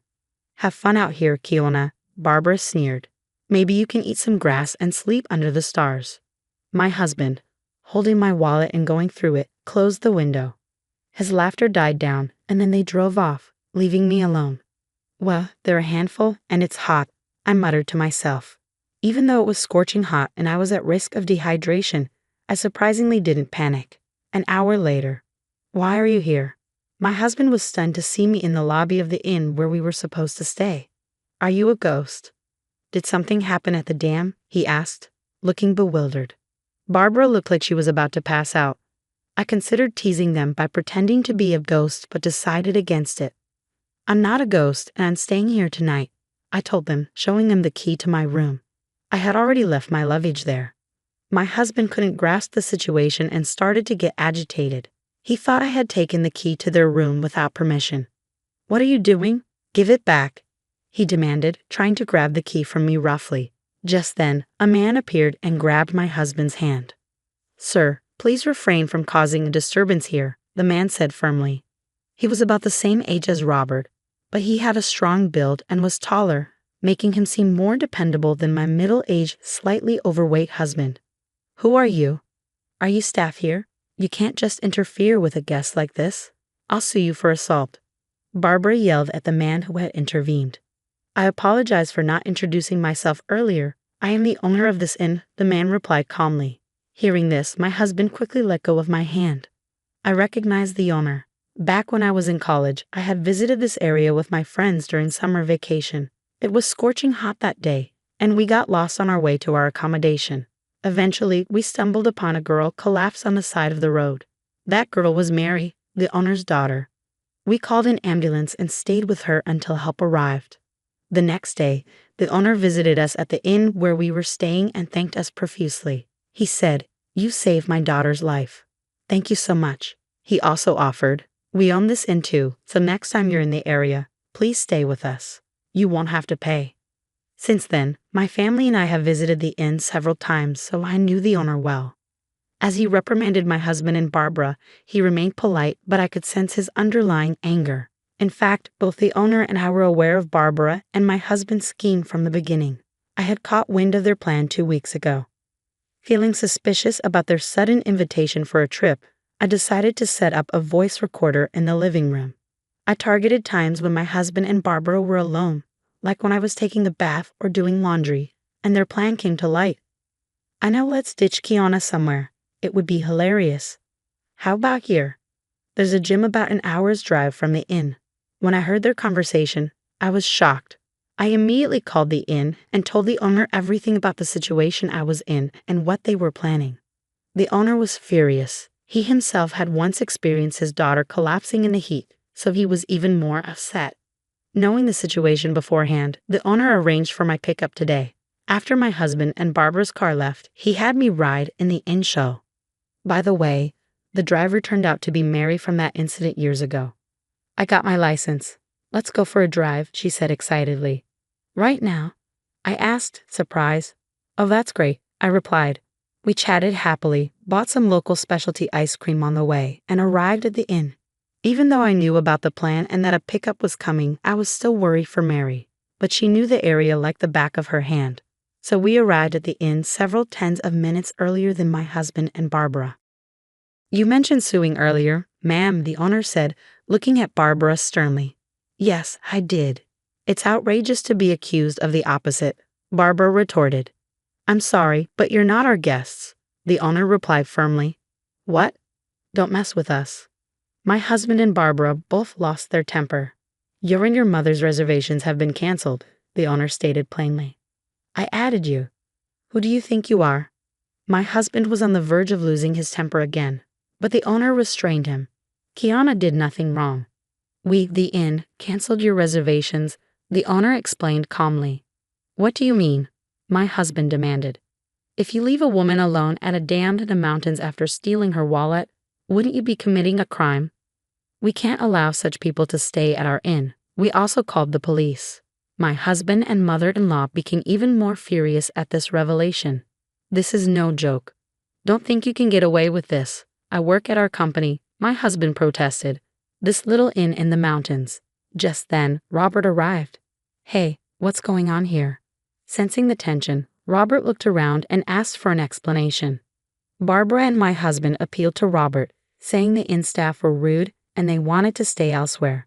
But when Robert heard what had happened, he was furious. "You idiots." It was the first time I had seen Robert yell. "How embarrassing. I can't believe we're from the same family. You two, get out of here now." My husband and mother-in-law were stunned by Robert's outburst. "Where to?" "Another inn," they asked. But Robert was firm. "Wait a minute, that's not possible, Dad," my husband said with a wry smile. But Robert was resolute. "You're disowned. Get out." "No, don't make me say it again." He pushed my husband away. Then the police arrived and my husband and Barbara turned pale. The owner and I explained the situation to the officer, and I played back the recorded conversation. My husband and Barbara started crying. But Robert intervened. "Quiet down. You're disturbing the inn. Officer, please take them away." "It's not like that, officer. We didn't think it would be such a big deal. It was just a prank," my husband tried to explain. But the officer's expression changed. "A prank? Are you serious? Don't you realize that your little joke could have put someone's life at risk, especially your own wife's?" They were scolded harshly. Though they weren't arrested due to it being a family matter, Barbara and my husband looked pale throughout the ordeal. "This isn't over. Kirana's feelings will determine your future. Understand?" With those final words, my husband and Barbara, still pale, went home. Robert seemed apologetic the entire time. He kept saying, "I'm really, really sorry. I can't apologize enough for not noticing the unpleasant experiences you have been having, for the terrible ordeal you went through today." He also deeply apologized to the inn owner, expressing remorse for the trouble they caused. Interestingly, the inn owner is a businessman who runs several other companies and is also a client of the company where Robert works. Without knowing this, my husband had boasted, "I work for a big company. I'm relieved I was able to hold my husband and Barbara accountable. But it's also frightening to think what could have happened if I hadn't known about their plan beforehand. I hope being scolded by the police makes them realize the seriousness of their actions." After returning from the inn, I decided to divorce my husband. Naturally, I demanded a significant alimony. I hope they learn from this experience and refrain from hurting anyone else in the future. It's quite a turn of events. Robert and Barbara ended up divorcing as well. Robert severed ties with my ex-husband and kicked him out of the house. Due to the incident, my ex-husband was advised to resign from his job. It turns out his workplace behavior had been problematic for a while. Just as he treated me poorly, he had been harsh to his colleagues and juniors, and the HR department was already considering taking action against him. Reflecting on my own actions, I'm disappointed that I mirrored such behavior. My ex-husband, now unemployed, is struggling to find another job. Despite his age, he lacks a solid track record for managerial positions from his previous company, and he struggles to explain why he left. Barbara was also kicked out by Robert and has sought refuge with relatives at her parents' home. However, there are concerns about her spending habits and love for travel. Her relatives fear she might drain their savings if she moves in with them. It might be wise for her to consider finding a part-time job, especially since she's still in good health. So I moved out of my in-laws' house and now live nearby by myself. I'm still friends with Robert, and sometimes I ask him for advice about work issues. Before this, I used to take care of the house and kids, but now I'm starting a new chapter in my life. When I was looking for a job, the owner of a company approached me and asked if I'd like to work for them. He was really concerned about how things were going for me. It seemed like he wanted to find a job for me in his company. I happily agreed to join. I felt really thankful for his kindness. I expressed my gratitude, but he insisted that they were the ones who should be grateful. It felt like I had already returned the favor from before, and now I needed to give something back. The company he recommended me to is well known and treats its employees well. It was a pleasant surprise. Interestingly, it's in the same industry that my ex-husband used to brag about, but this company is much bigger. Everyone there is friendly, and I'm enjoying my days much more now than when I was dealing with marital problems. I started when I found out the truth. It surprised me, and I felt thankful to my father-in-law. It also made me feel free. My name's Charlotte, born in April, with a name that reminds you of blooming flowers. It's been 45 years since then. I've spent my life taking care of my family as a wife and mom, enjoying every day. But there were troubles beyond my family. Back then, my family was all I needed for happiness. I met my husband, Joseph, at a club in college. We hit it off, started dating, and eventually got married. We have a son, but he works in the city and only comes home every 6 months. So it's mostly just Joseph and me now. We used to love going back to places we visited when we were dating. How about Six Flags tomorrow on our day off? Joseph suddenly asked. Caught off guard, I tried to remember what happened 23 years ago at that amusement park. Let me think. Oh, I remember. After riding the teacups, I got dizzy and fell into a nearby pond. That's right, I was so embarrassed. I almost wish I didn't know you. You're so mean. Why did you let go of my hand then? We laughed about my embarrassing moment, making it a cherished memory. Even when it was just the two of us at home, we never lost our cheerful spirit. We had a happy life. Joseph's work shifts meant we sometimes didn't see much of each other, but I adjusted my schedule to match his, so I rarely felt lonely. Then, something major happened that would change everything. Our father-in-law was diagnosed with terminal pancreatic cancer. The surgery was tough, and the chances of survival were very low. It was a terrible illness. Both Joseph and I were filled with anger, clenching our fists in frustration. When a loved one gets seriously ill, you feel lost, not knowing what to do. Joseph's sister lived in the next town over, but she didn't know about this yet. Joseph decided to call her. After 7 rings, a loud, shrill voice answered the phone. Why are you calling at this hour? I'm busy making dinner, she grumbled when Joseph called her. We need to talk about something important. We'll come over tomorrow evening, Joseph replied, ignoring her complaints. Even though she wasn't thrilled about the sudden visit, there were more important things to worry about. After giving her the necessary information, Joseph hung up. Normally, Joseph didn't pay much attention to his carefree sister-in-law. She rarely showed up at family events and didn't really get along with him. But this time was different. The next day, we quickly took time off and went to her house. When we rang the doorbell, her husband, who wasn't the friendliest person, answered first. He opened the door with a stern expression, giving us an intimidating look. It wasn't a welcoming sight. In the living room, she gave us a cold stare. Even though we hadn't seen each other in 6 months, she treated us worse than strangers. Amidst the tension, Joseph fixed his intense gaze on her. As he told her about their father's illness, she said something shocking. So what? Are you blaming Dad for getting sick? You didn't come here expecting me to take care of him, did you? Instead of feeling sad about her father's illness, she seemed more worried about inconvenience to herself. It was the first time I saw a daughter disrespect her sick father like that, and I felt embarrassed for her as a fellow human being.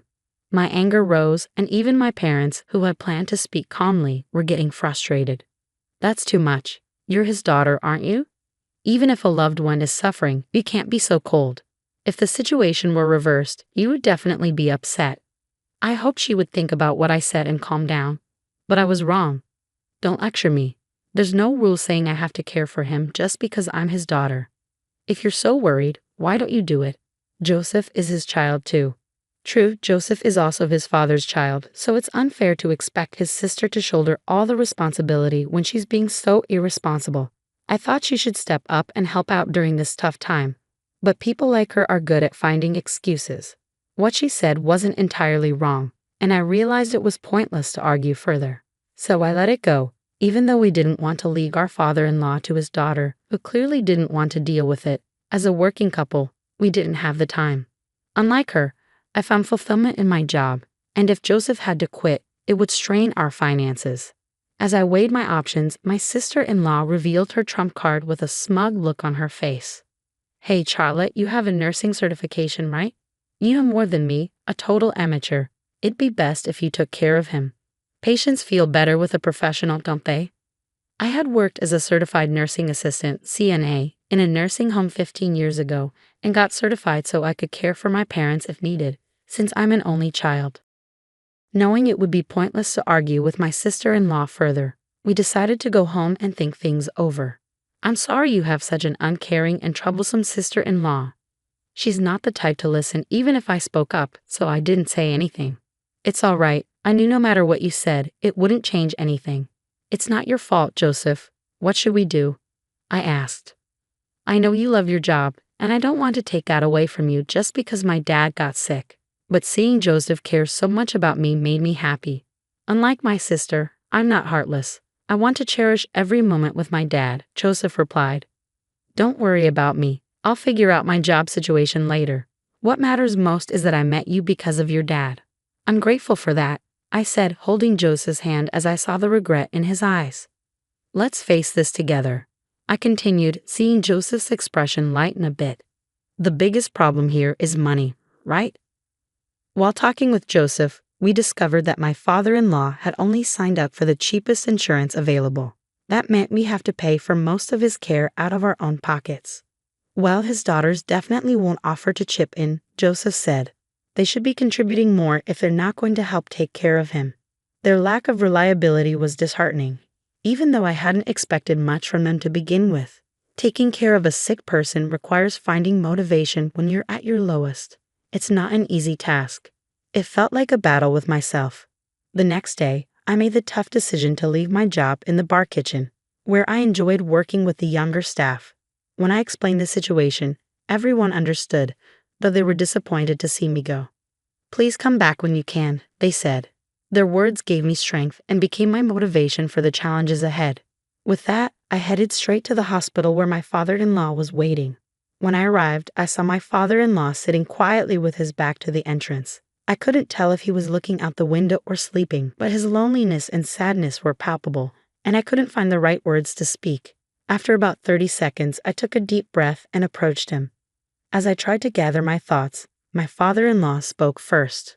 Charlotte, thank you for coming. I'm sorry to be such a burden, my father-in-law said, his face softening as he greeted me. Then a look of worry crossed his face, his expression darkening. Despite his illness, he was so considerate. It angered me that his own daughter, my sister-in-law, couldn't be bothered to be here. Please let me know if there's anything I can do for you, I replied. I knew I couldn't understand the pain of his illness, but I wanted to support him as best as I could. After finishing my morning tasks, I made the 40-minute journey to the hospital every day. I used to drive to work, but now I took the bus to spend more time with my father-in-law, even if it meant less sleep. The bus rides were calming, giving me a brief break and some energy for the tough days ahead. As I watched my father-in-law's health decline, I poured my heart and energy into making him comfortable. The medical procedures, like IVs and medication, were necessary but complicated. Unlike a simple IV for a cold, he needed a catheter placed near his heart through surgery below his collarbone. It was distressing, but it was the best we could do since he wasn't a candidate for surgery. Try this, I said, handing him a Walkman. My father-in-law loved karaoke and used to practice daily, but his hospitalization had stopped that. I wanted him to keep his passion for music alive, so I loaded his favorite songs onto the Walkman as a gift. He put on the headphones and pressed play. Instantly, his face lit up with joy. I thought I wouldn't be able to listen to music anymore. Thank you so much. Now I have to win another karaoke competition when I get discharged, my father-in-law said with a smile. I felt a bit relieved. Despite the unfamiliar hospital environment and tough daily treatments, he never complained. In fact, he seemed more worried about me. Sorry for causing you trouble and expenses. I wish we had traveled more with you and Joseph. I've always wanted to go to that place, he said, showing me a picture on his phone. It was a field full of lavender flowers. Wow, that's beautiful, I exclaimed. This place used to be just a field, but now it's turned into such a beautiful spot because of urban development. Lavender is my favorite flower. My father-in-law's eyes sparkled. I wished for his recovery even more urgently. From then on, I decided to stop by a florist before going to the hospital for my father-in-law, who loved flowers. After you left, I felt lonely, but having flowers around changes things. I found myself talking to the flowers, and the nurses looked at me like I was strange. We shared a good laugh over this. 2 weeks later, a feeding tube was attached to my father-in-law, who had been eating normally until then. His body was visibly turning more yellow, and his voice calling my name lost its energy. I had to suppress my fear and act strong, which was tough. I hadn't expected him to become bedridden in just 2 weeks after the cancer diagnosis. The disease's severity weighed heavily on me. I wanted to say, "Stay strong, Dad," but I knew he would be the most frustrated. He probably didn't want to admit that he was weak and would blame his body for not cooperating. His occasional smile showing strength was a relief for me. I often excused myself to the restroom, unable to hold back my tears. After washing my face with cold water to calm down, I returned to his room. Joseph also spent quality time with his father during breaks or days off. I found solace in alone time at a cafe in the hospital. Father-in-law seemed happier when talking with his son, so I made sure they had plenty of time together. An hour later, when I returned to the room, they were discussing insurance money. I want my modest insurance money to go to Charlotte, who's taking great care of me, father-in-law said, turning towards me. He had changed the beneficiary to ensure that I would receive the money if something happened to him. Then the door flung open with a bang, and my sister-in-law stormed in, hurling abuse. I heard your conversation. Why did you change the beneficiary to her? It used to be me. Change it back immediately or I'll spread the word that you're the worst father ever. Her words stunned both Joseph and me. Surprisingly, father-in-law defended her. Okay, I understand. If you feel strongly about it, I'll change the beneficiary back to you. But promise me you'll stop saying hurtful things to Charlotte. She's Joseph's beloved wife, and I won't allow her to be hurt, no matter what, he said sternly. It seemed my sister-in-law's obsession with money was intense. Once father-in-law said that, she nodded quietly and left the room. I wanted to follow her out of disbelief, but my husband and father-in-law stopped me, so I reluctantly sat down. However, something about their behavior seemed off, leaving me with a big question mark in my mind. Hey, why are you guys laughing? I asked, puzzled by their amusement. My father-in-law began to explain between chuckles. That silly girl really believed all my assets were tied up in insurance and went home. Your plan worked well, Dad, he said, handing me 3 bank cards from a locked drawer. He revealed that they held a fortune beyond my wildest imagination, leaving me speechless with surprise. I knew you were wealthy, father-in-law, but why were you only enrolled in a single minimal insurance plan? I wondered aloud. However, he'd assured me that the insurance plan was decent, promising $10 million in case of his death. All my assets are on these cards. I know I don't have much time left, so I want you to use it. I'm sorry for all the expenses I put you through with my hospital bills, flowers, and clothes, he explained sincerely. No, the money we spent isn't a big deal at all. We can't accept such a huge sum. It would feel like a punishment, I protested. Just take it as a token of gratitude for taking care of me, and remember, keep this a secret from her, my father-in-law insisted. It seemed that, like us, he didn't think highly of my sister-in-law due to her selfish behavior and lack of consideration for family. That's why we had decided to leave her only the bare minimum, if anything, if something happened to him. Won't you accept my offer? Faced with their earnest gazes, I found it hard to refuse. I felt guilty but agreed nonetheless. 2 weeks later, following my father-in-law's wish to spend his remaining time in a more home-like environment receiving palliative care, we moved into a hospice. We reached out to my sister-in-law just in case, but her only response was, "Good for you." It was truly an eye-rolling moment.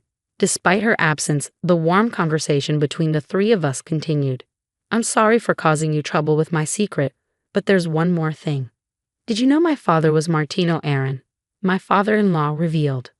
What do you mean, the famous singer? I've seen him on the hit nostalgia song show. Are you serious? That's news to me, I exclaimed. This was big news. Even Joseph didn't know. Apparently, it was not public knowledge that my father-in-law was Martino Aaron's son. He was a secret child, and because Martino Aaron was a public figure, it was kept under wraps. However, Martino Aaron apparently doted on my father-in-law behind the scenes and shared his wealth with him before he passed away. When I'm gone, go here, my father-in-law said, handing us a piece of paper with an address written on it. He kept evading our questions for more details. A month later, after living his final days at the hospice, my father-in-law peacefully passed away. Father-in-law, I sobbed, calling for him one more time, but there was no answer. Gratitude welled up in me for how he had always treated me like his own daughter, and tears streamed down my face as we stood by his side, leaning on Joseph for support. At the funeral, my sister-in-law arrived and began crying loudly, a stark contrast to her previous attitude. She talked to the attendees as if she deeply cared for her father. I wanted to expose her true intentions of only caring about money, but I knew it wouldn't make my father-in-law happy. Instead, I decided to think of her as a stranger, which eased my mind somewhat. After the funeral, she didn't bother us, and we didn't bother with her either. A week after my father-in-law's passing, Joseph and I went to the location written on the piece of paper he had given us. We were astonished by what we found. "What is this?" we both exclaimed as we stood before an enormous, opulent mansion, unlike anything we had ever seen before. Unsure of what to do, we decided to explore the vast gardens first. Suddenly, a woman emerged from the house, startling me so much that I fell backward. "I'm sorry, I didn't think anyone was here," she said with a kind smile as she invited us inside.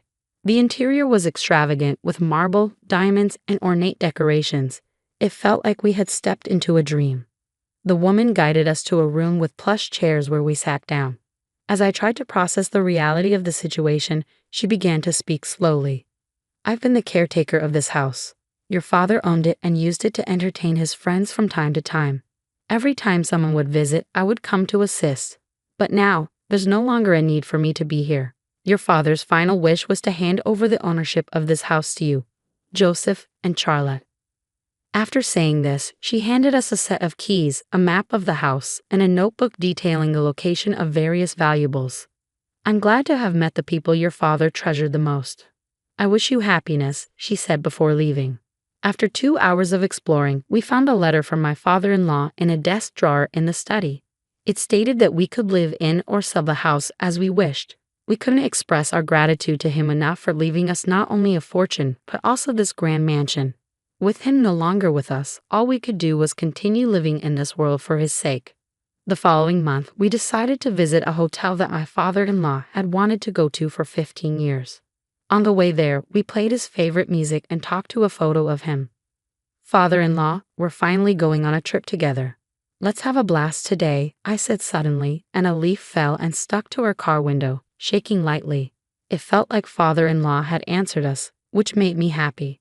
3 hours later, we arrived at the historic hotel he had spoken of, nestled in a quiet spot surrounded by peaceful nature. Photos of several past presidents adorned the walls, adding to its recognition and importance. After we were shown to our spacious room, we sat down on the sofa, enjoying the welcome drinks and fresh fruits. "It's been a while since we've been able to enjoy a leisurely trip like this," Joseph remarked. "Yeah, well, Dad's with us today," I replied. It had been a while since Joseph and I shared a meaningful glance, and I couldn't help but feel a bit embarrassed. After indulging in the spa and exploring the hotel, it was finally time for the meal we had eagerly awaited since we had ordered for 3.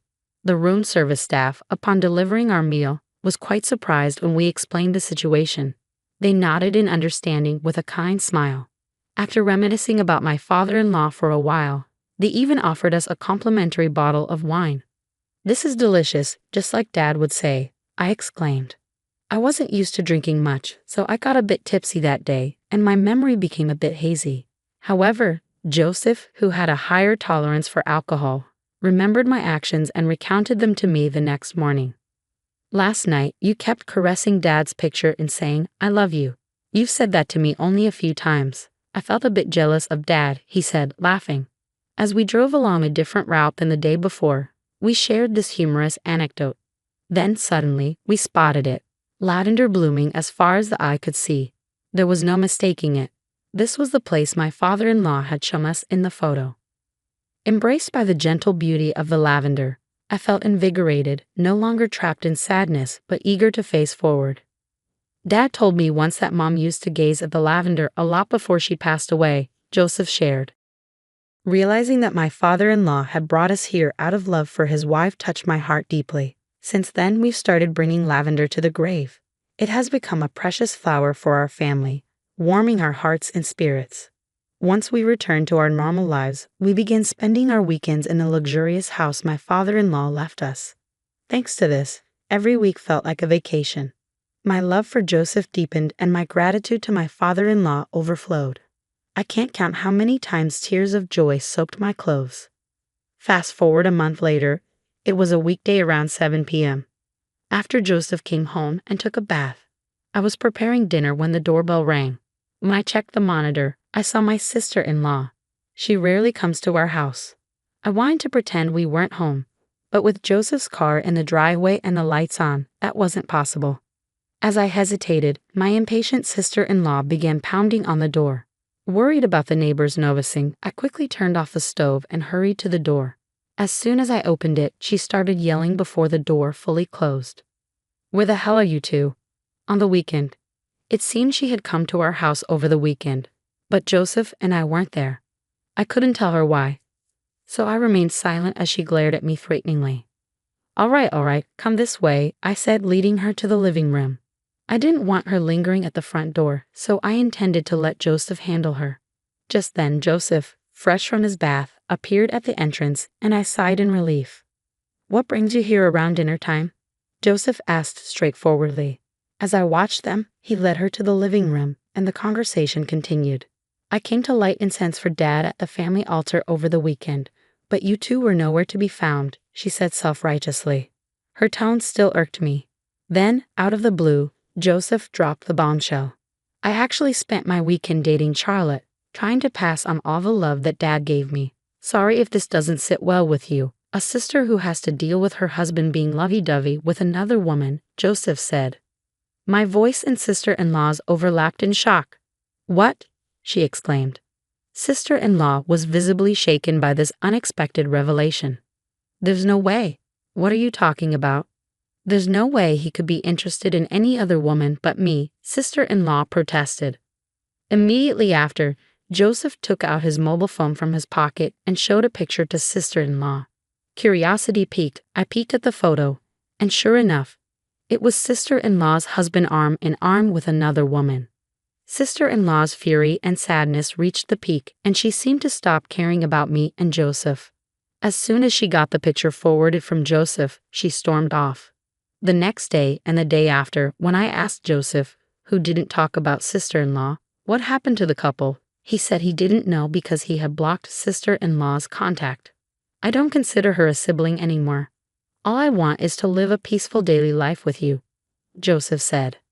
Fast forward a month later, while out shopping with Joseph as usual, we bumped into a neighbor from where sister-in-law lived.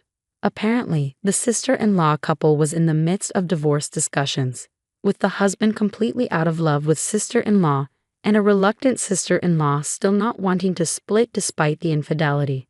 As much as it sounds like a tough situation, I've decided to stop worrying about sister-in-law and just focus on living my own life. As long as I have Joseph, I have nothing to fear. Father-in-law always used to say the key to happiness is to laugh a lot and think out loud. I'm going to go back to my old job soon, but I plan on adhering to father-in-law's advice and enjoying life to the fullest, even for father-in-law's sake. Joseph and I both love to sing, and we've promised to participate in a karaoke competition together. Our goal: to make it to the same podium that father-in-law did, to reach the top as we let our singing voices resonate towards the heavens. Wow, can you believe she's not doing anything even though she's about to have her baby? What kind of parent does that make her? When I opened the front door, I saw my daughter Jessica and her husband Thomas. Thomas looked unhappy and started complaining about the dusty floor and dirty bathroom. He seemed to think that because Jessica wasn't cleaning, it was my fault as her parent. I tried to explain that Jessica's pregnant belly made it hard for her to clean, but Thomas didn't listen. Instead, he said he was leaving Jessica because she couldn't keep the house clean. My name is Rebecca, and I'm 54 years old. I work for a big company, and it's just been me and Jessica since her dad passed away. Raising Jessica by myself was tough, but her happiness always made it worth it. Jessica is a kind and caring person with good friends, but she struggled to find a boyfriend. I hoped she'd meet someone in high school or college, but she didn't. Eventually, she started dating a guy she met through a friend, and they got engaged after a couple of years.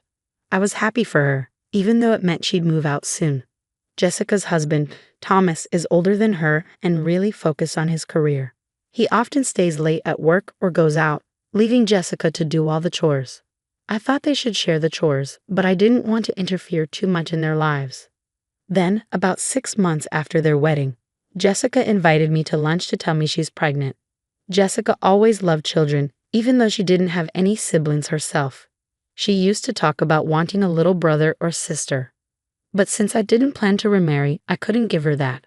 Despite being married, Jessica still wanted kids, and she spoke to her belly with love, showing how excited she was to become a mom.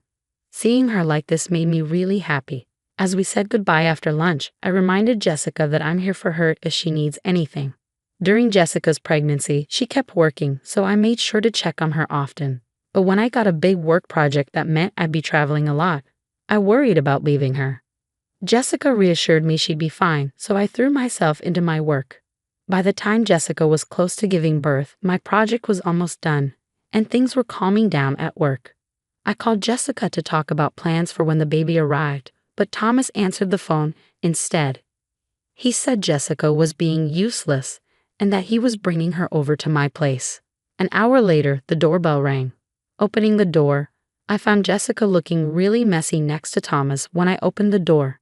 She seemed different, not even able to muster a smile. Her eyes had dark circles under them, and her hair, nails, and skin looked dry. She didn't look like a woman in her 20s at all. Her hands were cracked and bleeding, and she seemed distant, staring off into space. How could she have changed so much in just a few months? I let them inside and had them sit down. Since Jessica couldn't speak, I asked Thomas what was going on. "Thomas, why is Jessica like this?" I demanded. He seemed surprised and didn't show any shame as he replied, "Are you blaming me? She's the one who slowed down because of her big belly. You know, housework is a woman's job, and she even faked being sick to get out of it." I couldn't believe what I was hearing. "You made a pregnant Jessica do all the chores, even when she was feeling sick. Pregnancy isn't an illness, you know. She even asked me for help with the chores while I've been working all day. Anyway, she's struggling and not able to do her chores. So please take care of her until she gives birth." That's when I realized this man had no clue about pregnancy or being a good father. I couldn't trust him to take care of my daughter. "Okay, I'll take care of her. I can't rely on you to look after her properly." When I told Thomas, he snapped back, "Well, if your daughter's a mess, it's because you didn't raise her right. She doesn't even know how to treat her husband without a father figure. I'm the one suffering here. Once the baby's born, come get it. And in the meantime, teach your daughter how to behave, Rebecca." Before he left, he told me to fix my daughter's upbringing before the baby arrived. Then he just walked away, leaving Jessica behind. I couldn't believe his nerve. I regretted letting Jessica marry him deeply. She just sat there, looking so lost. First things first, I needed to make her feel safe. So I went to the kitchen, poured some milk into her favorite cup with a bit of sugar, and warmed it up. "Be careful, it's hot," I warned her as I handed it over. As Jessica sipped the warm milk, she couldn't hold back her tears. They streamed down her face as she sobbed. I sat beside her, comforting her with a gentle rub on her back, ready to listen to whatever she needed to say. Jessica opened up about Thomas. Despite her pregnancy, he continued going to work parties and leaving her alone when she needed him. He wouldn't lift a finger to help around the house and even demanded she do chores when she was feeling sick from being pregnant. "Hey, get up. You've been lounging around. You haven't done the dishes or laundry," he'd say. Sometimes, he'd come home after drinking with colleagues and make her cook and clean for them. I felt my anger rising, hearing how my pregnant daughter was being treated like a servant. Jessica explained that she didn't want to risk my career, so she put up with it. She even asked doctors to explain to Thomas about the changes her body was going through, but he wouldn't listen. Her own family lived too far away to help, and she'd always put others before herself. I hugged Jessica tightly and whispered, "From now on, it's okay to put yourself first, Jessica. If you need help, don't hesitate to ask. I'm sorry I didn't realize sooner." I gently stroked her head, and she whispered back, "Mom, thank you," before breaking down into childlike sobs. In the days that followed, Jessica's emotional state seemed to worsen as her due date neared. When I came home from work, I found the house spotless. Despite my insistence that she rest, Jessica kept doing chores. She'd even try to move heavy things or fix broken light bulbs. Sometimes she'd pack her bags, scared of facing her husband's anger. I thought she might need professional help, so I reached out to our neighbor, Lisa, who used to be a therapist, and asked for a recommendation for a counseling clinic. "Lisa, hi, do you have a moment? I need to talk about my daughter," I said as she welcomed me into her home. I shared Jessica's situation with her and her husband, Kevin, and they recommended a good clinic. Jessica had been feeling unwell, so she started going to the hospital. Lisa and Kevin were worried about her, so when I was at work, Lisa would check in on her. Thankfully, Jessica started to feel better and smile more like she used to. When Jessica's due date arrived, I took her to the hospital as her contractions started. I stayed by her side, rubbing her back and wiping her sweat, cheering her on. When it was time for her to go into the delivery room, I waited anxiously until I heard the baby cry. A nurse told me that both Jessica and the baby were healthy, which was a huge relief. When I went to see them, Jessica was holding our sleeping baby in her arms. Despite my anger towards Thomas, I still let him know that our baby girl was born healthy. When he entered the hospital room and saw the baby, he made hurtful comments. Yuck. Babies look like monkeys, not cute at all. Jessica, you're not even wearing makeup and just lying in bed. You're so lazy. Put some effort into how you look. You're a woman. The nurses and doctors who heard him were furious. They surrounded Thomas, yelling at him for not being supportive. But Thomas just got more irritated and snapped back, "Shut up. My mom was working even right after giving birth. This is clearly laziness. I've never heard of a woman going back to work right after having a baby, and it's unlikely Thomas's mom did that. Something must have twisted his memory. He's never shown any interest in pregnancy or childbirth, so it's no surprise he doesn't understand." Thomas stormed out and didn't even bother showing up on Jessica's discharge day. There were no signs of him coming to pick her up. Concerned about sending Jessica back to Thomas, I offered for her to stay with me, but Jessica insisted on going home, saying it wouldn't be fair for the baby to grow up without a father. Reluctantly, I called Thomas to see if he would come get them. His response was dismissive, saying he was too busy with work and didn't want to deal with a crying baby. Then he hung up. I brought Jessica and the baby home, suggesting she stay with me until she got the hang of parenting. Thomas hadn't bothered to buy any baby supplies, so we went shopping together to make sure they had everything they needed. He hadn't even thought of a name for the baby because work was all he cared about, so Jessica and I chose one together. We named her Sarah. Our neighbors, Lisa and her husband, knew about the situation and helped out with looking after Sarah. With their support, Sarah grew up well. About 3 months after Sarah's birth, Thomas suddenly showed up unannounced to take Jessica and Sarah back. "Hey, I'm here to pick you up. Hurry up, you're always so slow," Thomas yelled from the front door. But Jessica had reached a point where she fully understood how terrible Thomas was and had decided to divorce him. She refused to be controlled by him anymore. "I'm not coming back home. I'll send you the divorce papers," she replied firmly from behind the door. Thomas couldn't believe it. "Are you kidding me? In today's world, a man with a wife and kids is more likely to succeed. What's the point of being married to you if we divorce?" "I'm never getting divorced," he yelled back. My daughter was furious, realizing that Thomas had only married her and had a child for the sake of his career. Before I could say anything, our neighbors, Lisa and her husband Kevin, came out of their house. Thomas went pale when he saw Kevin, who turned out to be his boss. "Boss, what are you doing here?" Thomas stammered as Lisa and Kevin approached. Kevin, clearly disappointed, said, "So, you're Jessica's husband. It's unbelievable that someone like you, who neglected his child for 3 months, turns out to be you. You lack empathy, and I can't trust my team with someone like you. I'll inform the CEO, and your promotion is canceled." Thomas pleaded with Kevin, but Kevin was unmoved. "You don't even want to listen. You only ever cared about your work." Thomas cried, clinging to Kevin in desperation. Kevin didn't allow Thomas to say anything more. Thomas, feeling defeated, dropped to his knees. Kevin, known as a family man both in the neighborhood and at work, couldn't stand to see Thomas treating his family so poorly. It turned out that Thomas had been pretending to be a good husband and father at work to boost his chances of promotion. Quietly, Thomas went home that day, but at the office, he started pestering his colleagues and subordinates, asking them to put in a good word for him with the boss for a promotion. When no one complied, he went straight to the CEO. "Sir, I've worked hard for this company every day. My sales numbers are consistently high. Please approve my promotion," he pleaded with the CEO. But the CEO had already heard from Kevin. "Your performance numbers might look good, but you've been using aggressive tactics to win contracts," the CEO said. "Just raising your own numbers isn't enough. A deal that tarnishes the company's image is a failure, even if it's successful. If you can't understand that, you won't move up. I have no more expectations for you."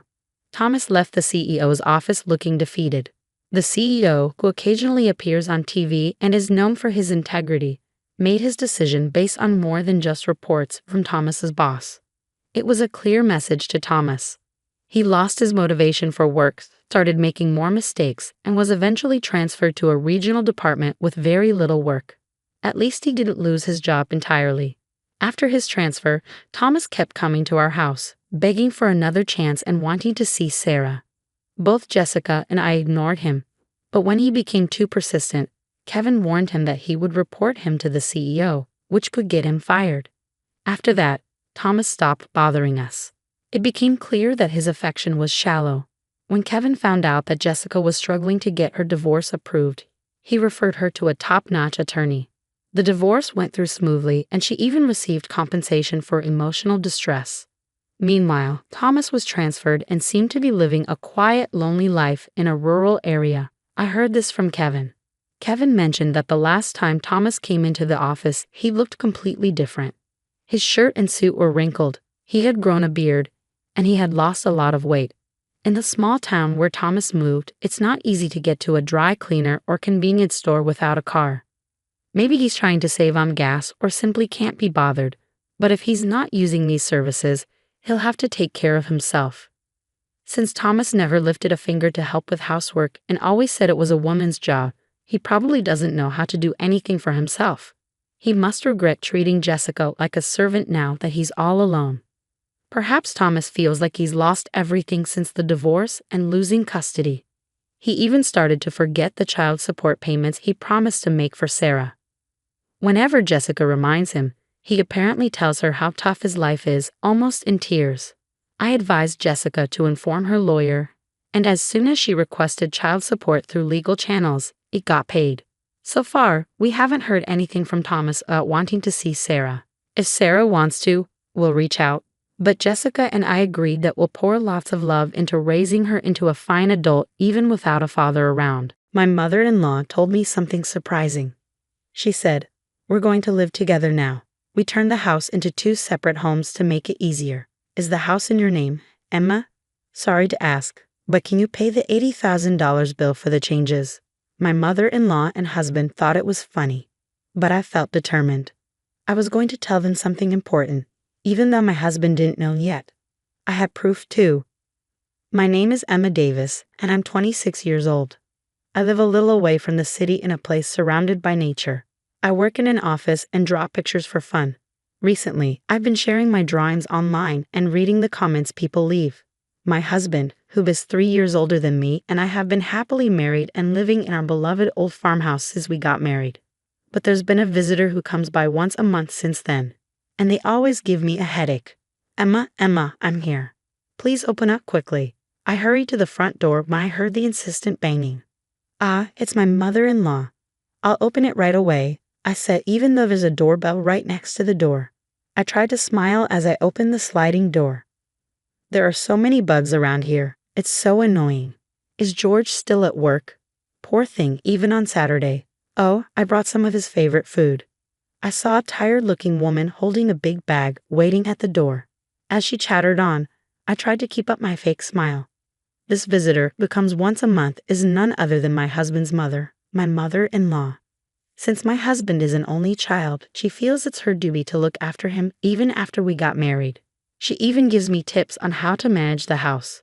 Last time she visited, she rearranged the whole fridge, making it a hassle for me to prepare breakfast the next day. I remember my husband telling me before we got married, if my parents ever need care, we'll live together. I hope you understand.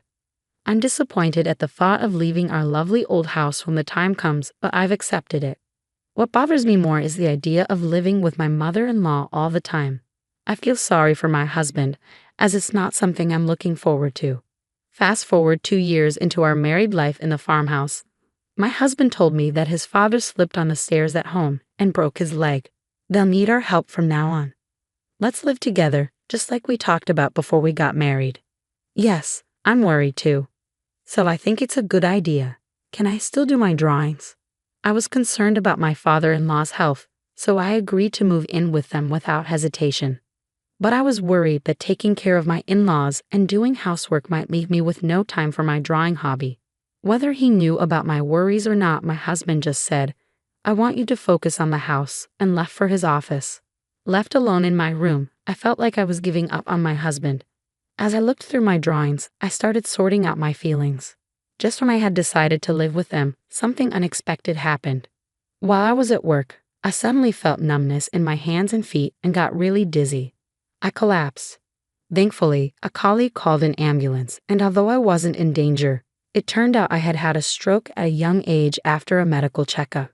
Even though I had been warned about high blood pressure during health checkups before, I regretted not taking it seriously and going to the hospital. From the time I found out about the illness to being hospitalized, including tests, surgery, and recovery, it took about 2 months. It all happened so quickly, and I realized my husband showed very little concern for me. After being diagnosed with a stroke at a young age, I called my husband with trembling hands. But all I heard was disappointment in his voice, saying, "So living together will have to wait, huh?" I couldn't believe he was more worried about living arrangements than my health. Luckily, my father-in-law was still in the hospital with a fracture, so I didn't have to worry about taking care of him. This allowed me to focus on my treatment, which was a silver lining. Plus, since we didn't have kids, that wasn't an added concern. Suddenly, I thought of my mother-in-law, always talking about wanting to see her grandchild soon. But I pushed that thought away and grabbed my sketchbook. Lately, I had been too busy with preparations to live with my in-laws and undergoing tests since my stroke to indulge in my favorite pastime of drawing. I knew once I moved in with them, I'd have even less time for it. I decided to view my time in the hospital as a gift of freedom from God and resolved to enjoy my hobby to the fullest. Once this period was over, I promised myself to give my best to my husband and in-laws, whether it was doing chores or anything else. The 2-month hospital stay flew by, and finally it was time to leave. My husband casually asked if he should pick me up, but I wanted some time alone, so I declined, feeling a bit guilty. As I rode the bus, I looked out the window and saw the familiar scenery. I realized I was already near home. The sunlight shining on the lush green leaves was breathtaking, and I felt a mix of emotions, thinking goodbye to this beautiful natural setting. Since my in-laws' house is closer to the city, my life is going to change a lot from now on. Feeling a bit sad, I stepped off the bus at the familiar stop. As I walked towards what was supposed to be my beloved old home, I suddenly froze in astonishment. Instead of the familiar private house I knew so well, there stood a completely unfamiliar house that I had never seen before. After being in the hospital for about 2 months, I double-checked the surrounding buildings and the path I took, wondering if I had somehow gotten a location wrong. But it was no mistake. There was no point in wandering around, so I timidly pressed the intercom of the unfamiliar house. A voice I knew well, undoubtedly my husband's, responded with a simple yes. Still feeling confused, I quietly said, "It's Michelle," into the intercom. The front door creaked open and my husband, dressed casually, appeared. "Ah, welcome home. You're back earlier than I expected. I had the day off today. I could have picked you up," George said. "George, what happened to our house? Why has it changed so much?" I interrupted him, feeling disbelief, noticing his relaxed demeanor, perhaps indicating he had just woken up with his messy hair. Ignoring my anxiousness, George only responded vaguely, "Huh. What's going on? What happened?" without addressing my question. Just then, laughter echoed from inside the house. Unable to believe it, I pushed past my husband and made my way to the living room. Opening the unfamiliar door leading to the living room, I saw my mother-in-law lying on a couch, watching TV. She was laughing heartily, holding her stomach. "Why is my mother-in-law in this house?" I asked, bewildered. "Michelle, welcome back. Hospital stays can be long, but don't worry. I took care of the house while you were gone," my mother-in-law said casually. I was puzzled by what my mother-in-law meant by taking care of the house. Did she mean chores? With a sinking feeling, I pressed her on why our old house had changed so much. Without any hint of remorse, she replied, "Well, since we're all going to live together, I thought it would be more comfortable to remodel it into a duplex." The words "remodeled it into a duplex" kept echoing in my head. My mother-in-law had always been one to meddle in our lives, but I never imagined she would renovate our house without asking. And weren't we supposed to move into my in-laws' house, closer to the city center? Every time she visited our old house, she complained about the bugs and the walk from the station. So why all the changes now? "Oh, and if something else important I have to tell you," my mother-in-law said, switching off the TV with a grin. The remodeling cost a bit. I believe the title to this house is under your name, Michelle. I'm sorry, but could you handle the payment? My mother-in-law chuckled, devoid of any hint of apology. Ah, it's $80,000, she said, her smile growing wider. That's the cost of remodeling, and the title to this house comes with it, Michelle. $80,000. Her unexpected words hit me like a punch to the head, and my legs started shaking. I couldn't even find the words to respond. As I stared at my mother-in-law, stunned and laughing without a care, my husband appeared at the entrance and slipped into the living room. Seeing him, I instinctively moved towards him, holding on to a faint hope that he would support me. I repeated to my husband exactly what my mother-in-law had said, desperately awaiting his reaction, but all I got from him was a cold reply. Well, that sounds about right. You'll handle it, won't you? That's just who he is. When I had a stroke, he cared more about our living arrangements than my health. He's the kind of man who listens to his mother's every word, no matter how absurd. A man who always believes his mother is right. My discomfort and dissatisfaction towards my husband reached a boiling point. Once it overflowed, I was done. With all my heart, I decided I would leave this family behind. I understand now, George. I'm going to divorce you and your mother, Cecilia. And no, Cecilia, you can handle the renovation costs on your own. I declared this all at once and turned my back on them, intending to leave the room quickly, but they weren't going to let me go so easily. I've been losing interest in you anyway, so it's no big deal. But remember, this house is in your name, Emma, so you have a responsibility to pay, George remarked. That's right, feel free to leave, but please settle your dues first, added Cecilia. I was astonished by their selfishness. I couldn't help but sigh. I was sure if I turned around, I'd see their smug faces grinning in victory, but I refused to look back. I stood tall and replied, You keep saying the house is in my name, George, but did you forget that ownership has been transferred to you? I revealed the truth, but they only laughed, thinking I was lying to avoid paying. That's when I brought up how George had asked me to change the property's ownership when we got married, as he didn't want the house to be in his wife's name for appearance's sake.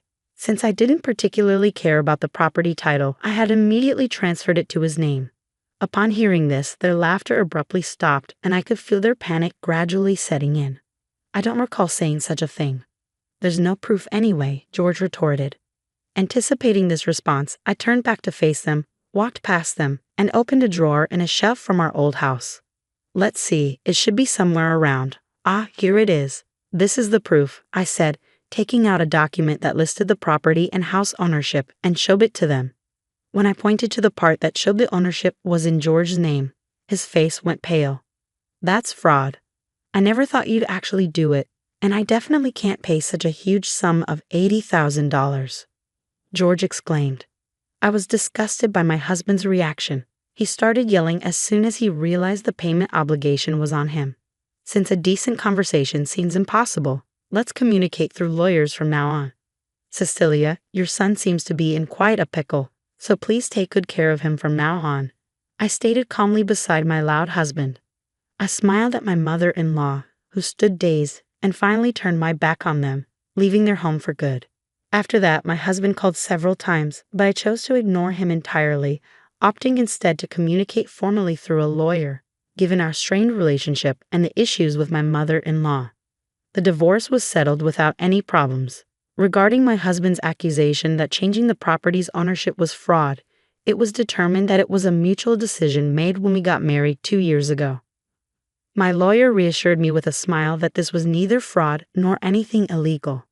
With that, all the uncertainty inside me disappeared completely. It turned out that I was supposed to foot the bill for renovating the house as soon as I got discharged from a hospital.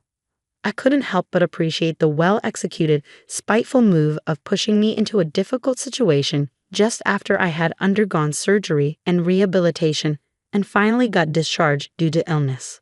In the end, since the house was in my husband's name, it was his responsibility to pay the hefty renovation costs, and he ended up cornering himself. Moreover, I was able to secure alimony after the divorce was finalized. My husband, faced with a claim for an amount he couldn't possibly pay off, either borrowed money from risky sources or didn't pay at all.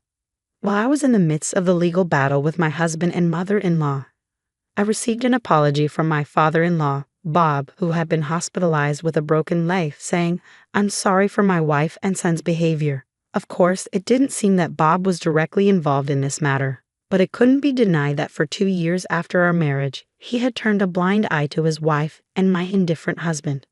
After briefly replying to Bob's message, I made the decision to cut all ties with my old family and start afresh. Since then, my health has been gradually improving and I was able to return to work. When I was married, I used to draw illustrations, but I always felt restricted by my husband's presence. Now, I can immerse myself in drawing whenever and however I want. Initially, drawing was just a hobby, but now I receive job offers through the social networking site where I post my illustrations. I spend more time drawing for work than for pleasure these days. My current dream is to buy an old farmhouse in a somewhat rural town using the alimony from my husband and my savings, and to open an art studio there. Today, I'm taking the first step towards realizing that dream by heading to see an old farmhouse. As I gaze out at the scenery from the bus, I can't help but think back to the day I left the hospital, the day that changed my life forever. The natural scenery outside remains the same as it was that day, but my feelings are clearer now, and I'm filled with excitement for the new life that awaits me. The leaves on the trees, illuminated by the sunlight, look so bright and dazzling. Do you know about a sickness called facial arteriovenous malformation? I was born with it. It made a big bump grow in the middle of my face. This sickness is something you're born with. It happens when your arteries and veins, which usually do different jobs, get connected. This lets blood flow between them, making a big blood clot. I had to have lots of surgeries when I was young, but each surgery made my face look even more strange. When I was in school, especially in elementary school, the boys in my class teased me a lot. Because of this problem with my face, I felt really bad about myself. No matter how hard I tried, I couldn't hide it. I thought I would never find love or get married. I thought no one could love someone who looked as ugly as me. At least that's what I thought until I met him. I, Sophia, used to be very negative and lacked confidence, and others could see that about me. While what people said about my illness affected me a bit, it was mainly my family, especially my sister, who made me feel worse. You see, my sister Mia is really beautiful. She has pretty eyes with double eyelids, long eyelashes, and a perfect nose. People often say how lovely she looks. My parents were really proud of her, and they often bought her new clothes, shoes, and hair accessories. But when it came to me, my illness made me look different, and they acted like I didn't matter. They'd say things like, "It would be a shame if Mia was seen with such an ugly sister." Because of this, my parents didn't want me to spend too much time with my sister. Mia didn't care about my illness at all. She treated me like any sister would, even sharing her toys and hair accessories with me. She stood up for me when people said mean things about my face. She was always there when I needed her. I'm so grateful for her kindness. But even though I love Mia and appreciate her support, my parents always favored her. They didn't show much interest in me. For example, even if Mia got average grades, they praised her a lot, saying, "Mia, you're amazing. You're not just pretty, but you're also smart. We're so proud of you." But when I did well on a test, they didn't seem to care. They'd say things like, "Just being smart isn't enough in life. Even if you're not very smart, you can still do well if you're good-looking and friendly. But since you're not pretty, you'll have a tough time." Whenever I found a nice dress I liked, they'd say, "That dress would look great on Mia, but it won't suit you. People will laugh at you if you wear it." And when I wanted to try makeup, they discouraged me, saying, "Makeup won't help much in your case. It's a waste of time." They always compared me to Mia, and everything I did seemed to disappoint them. It made me lose confidence more and more. Mia tried to stand up for me against our parents, but it only made things worse. That's when I realized I didn't really belong in our family, and school wasn't any better. Boys in my class teased me with mean nicknames like monster or face weapon. Some even avoided me, afraid they might catch my illness if they touched me. Even in middle school, things didn't get much better. Some boys would make faces just because I was near them. Even though no one said anything directly to me, I could hear whispers about me. But what really hurt was when I became the target of a cruel game. There was a game where the loser had to confess their feelings to someone in the class, and I was often picked. Of course, I knew they were only confessing because they lost the game, so I always said no. But then they'd go around saying, "I got rejected by that monster girl." One boy even yelled at me for turning him down, saying, "Don't act all high and mighty just because it's a game." At the time, it felt really unfair to me, but I was convinced that my face was a problem. I thought I made people uncomfortable just by being around. I felt guilty. Throughout elementary and middle school, I didn't have any good memories with boys. But there was one exception, just one time, when I fell in love with a boy in my class. It happened in my sophomore year of high school. There was a boy in my class who I ended up sitting next to after the seats were shuffled. He treated me like anyone else, without making fun of me or avoiding me because of my face. He'd say good morning to me every day. I knew he didn't have any romantic feelings for me, but his simple greeting brought me so much happiness amidst all the teasing and avoidance. Naturally, I started to like him. I didn't really want to date him or anything like that. I just wanted our nice interactions to continue. But as time went on, I started to realize that I had feelings for him. After thinking about it a lot, I decided to ask my sister for advice. She told me, just be honest with him about how you feel. So after a lot of thinking, I left a letter on his desk telling him how I felt. A few days later, something strange was happening in class when I got there. People were whispering and looking at me. Then the boy came up to me and asked, "Did you leave this letter on my desk?" I nodded silently, looking down at the ground. Suddenly, I heard a ripping sound above me. Pieces of my torn letter were falling around me. It's a hassle when things like this happen. What will you do if rumors start because of this? You fell for me just because I said hi to you. You're so clueless about love. I didn't mean anything by it. If I gave you the wrong idea, I'm sorry, he said. Then the whole class started clapping and cheering. People were saying things like, "Wow, you're brave, and that's kind of sad, isn't it?" After that, everything's a blur. The next thing I knew, I was home. But I don't remember how I got there. All I could feel was guilt and sadness after that. I couldn't bear to go back to school after what happened, so I stopped going altogether. When my parents found out, instead of supporting me, they said, "Well, he had a point. You caused trouble, so you owe him an apology." They got mad at me for skipping school over something small and tried to make me go back, but I just couldn't bring myself to do it. In the end, I dropped out of high school and isolated myself at home. My older sister was worried about me and tried to reach out, but our parents were harsh. They'd yell at me every morning or barge into my room to insult me, saying things like, "You're a disappointment," or "We wish we never had you." Every day, I felt more and more hopeless, wondering why I even existed. My sister noticed how bad things were and talked to our grandparents on our mom's side. The next day, they came over to listen to my side of the story. When they heard what happened at school and how our parents reacted, they were furious.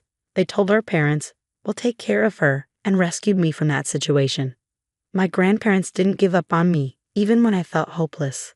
They faced me with love and support, alongside my sister, and little by little, I started to heal.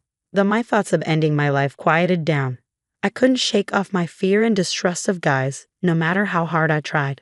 But my grandpa always lifted me up, saying, "You'll find happiness in your own way, without needing to get married. We just want you to find joy in whatever path you choose. Forget about that guy who hurt you. Dwelling on him is a waste of time. You have so many bright futures ahead, even though we may not have much time left." My grandma was a constant source of comfort, telling me that as long as I was happy, that's all that mattered. She'd compliment me, saying things like, "Your skin is radiant. I envy you," or "Your eyes sparkle like jewels." My sister would often come over to our grandparents' place, and we'd chat and bond. We'd read magazines together, talk about cute makeup, and just enjoy each other's company. After living like this for about 3 years, I started feeling motivated to do something more. I decided to study again to get my high school diploma, which I eventually achieved. Then I began searching for work I could do from home and slowly started making money. It wasn't as much as what others made in regular jobs, but compared to the days when I felt trapped and hopeless, I felt like I had come a long way. Living at my grandparents' house, I was still scared of people's comments about my looks, so I stayed indoors. That's when my parents suddenly showed up one day without even a phone call beforehand. They barged in, saying they needed to talk to me. Out of the blue, they said, "There's a marriage proposal for you. The guy is the son of someone important in a medical foundation. He apparently has his own issues and struggles to find a partner, so they're suggesting you. Isn't this great? He's wealthy and he's willing to take someone like you, who's seen as a burden on society. I was shocked by this sudden news, but my grandparents stepped in to support me. They argued that it wasn't fair to make such a big decision without considering my feelings. My dad, sounding convincing, said, "This might be her only chance. She's been through so much because of how she looks. Why not see this as an opportunity for her to be happy?" I looked at the guy's photo in the marriage document. His face was partly covered by his hair, but I could tell he was overweight and had a peculiar look. I guessed he might also be facing pressure to get married, or he might have some unusual preferences. But even if I said no to the proposal, it seemed like negotiations with the other family were already happening. They were wealthy, and my parents would probably try to push me into the marriage. Despite my own feelings, I felt like I had to accept the marriage proposal to protect my grandparents from any potential trouble. When I said I would accept, my grandparents were shocked. They hugged me tightly, trying to convince me otherwise. "You don't have to agree to something so ridiculous," they said. But through tears, I told them, "Grandma, Grandpa, until now, I felt like life had no meaning. But because you were there for me, I find joy in living. I can never thank you enough. But I don't want to cause you any more trouble, so I've decided to go through with this marriage proposal. Maybe, like Dad said, this is my only chance." My grandparents cried silently and hugged me tightly. A few days later, I had to meet the guy from the proposal, Matthew, and his parents. I didn't expect this meeting to change anything. Matthew seemed shy and kept his head down. His hair covered most of his face, and his skin looked rough. He spoke so softly that I sometimes couldn't hear him. During our meeting, he hardly looked at my face and answered questions with short sentences. I couldn't help but wonder, is this man really going to be my husband? He can barely hold a conversation. But I felt like I had no choice. Both sets of parents were so eager about the marriage, acting like it was already decided. I felt pressured, like I couldn't say no. Eventually, everything was arranged. As the son of a wealthy family, Matthew provided us with a luxurious apartment filled with expensive appliances and furniture. But our conversations didn't flow well. It was like he didn't even see me. He was so quiet all the time. His constant silence started to weigh on me, so I tried to start a conversation. "Why did you agree to this marriage, Matthew?" Surprisingly, he began to take off his shirt. Confused and panicked, I saw that his skin was red and inflamed. He explained, "I have a skin condition called psoriasis. It's not contagious, so don't worry. But because of how it looks, I've never had any romantic experiences. People even spread rumors that I had an STD, which isn't true. And because of my appearance, my parents don't want anything to do with me. They probably arranged this marriage to get rid of me. I'm sorry for dragging you into this." After he explained, he put his shirt back on and bowed deeply to me. I noticed some inflammation on his hairline, and I realized he was growing his bangs long to hide it. "I understand. Please don't worry," I said. "I'm in a similar situation." When he looked up, I told him everything about my past. Hearing my story about high school, he started to cry. "I can't believe someone would treat you like that. It must have been so hard for you. It's awful how people treated you," he said, getting angry on my behalf and offering me comfort. Despite going through his own struggles, Matthew cried and got angry hearing about my past. I couldn't help but think, how kind is this man? When I asked him, he blushed and smiled shyly, saying, "I was thinking the same thing." From that moment on, we spent the whole night sharing our life stories, crying, getting angry, and understanding each other. I tried to learn more about his skin condition and researched different treatments, including diet changes and supplements. I noticed he was picky about food, especially vegetables, so I experimented with different flavors and cooking methods to make meals he enjoyed. Gradually, he started to enjoy eating more and began to feel better physically. We also started doing things like yoga to reduce stress and had many conversations. I saw Matthew's smile grow over time. He never said anything negative about my appearance. Instead, he would blush and say, "You're cute." Once, when I asked if he disliked how I looked, he reassured me, saying, "Not at all. It's part of who you are, and I think it's cute. You've been through so much, but you've stayed strong. I don't think there's another woman who's as strong and wonderful as you," Matthew told me, and those words brought me so much comfort. Over the next few years, we worked on a plan to improve his skin condition. His inflammation started to calm down, and the redness on his hairline became less noticeable. Plus, with his disciplined lifestyle, he lost weight and transformed into a slim and handsome Matthew. I couldn't help but fall in love with him all over again when he trimmed his bangs. It suited him so well. Matthew, who used to be shy about his skin condition, said, "I feel a bit embarrassed to show Sophia." But as he gained confidence, people at his office started to see him differently. He hadn't told anyone about his disease before, thinking they wouldn't understand. But when he finally opened up, he was surprised that everyone accepted him. They even said, "Why didn't you tell us earlier? Trust us more." One day, as we were enjoying our time together, Matthew suddenly suggested, "Hey, what do you think about having a wedding ceremony?" Even though I had become a bit more positive since marrying him, the idea of facing a large crowd still scared me. When I hesitated, he reassured me, saying, "If you really don't like the idea, we don't have to do it." But I thought it would be a nice way to thank the people at my company who supported me. And it's all thanks to you, Sophia, that I can even think about this. The old me would have never considered a wedding because I was too ashamed of my skin condition. But with your help, my symptoms have improved, and I feel like I can face the future more confidently. His kind words touched me, and after thinking it over, I decided to take a step forward and agree to have a wedding ceremony. Since I didn't have many friends, I only invited my parents, grandparents, and my sister.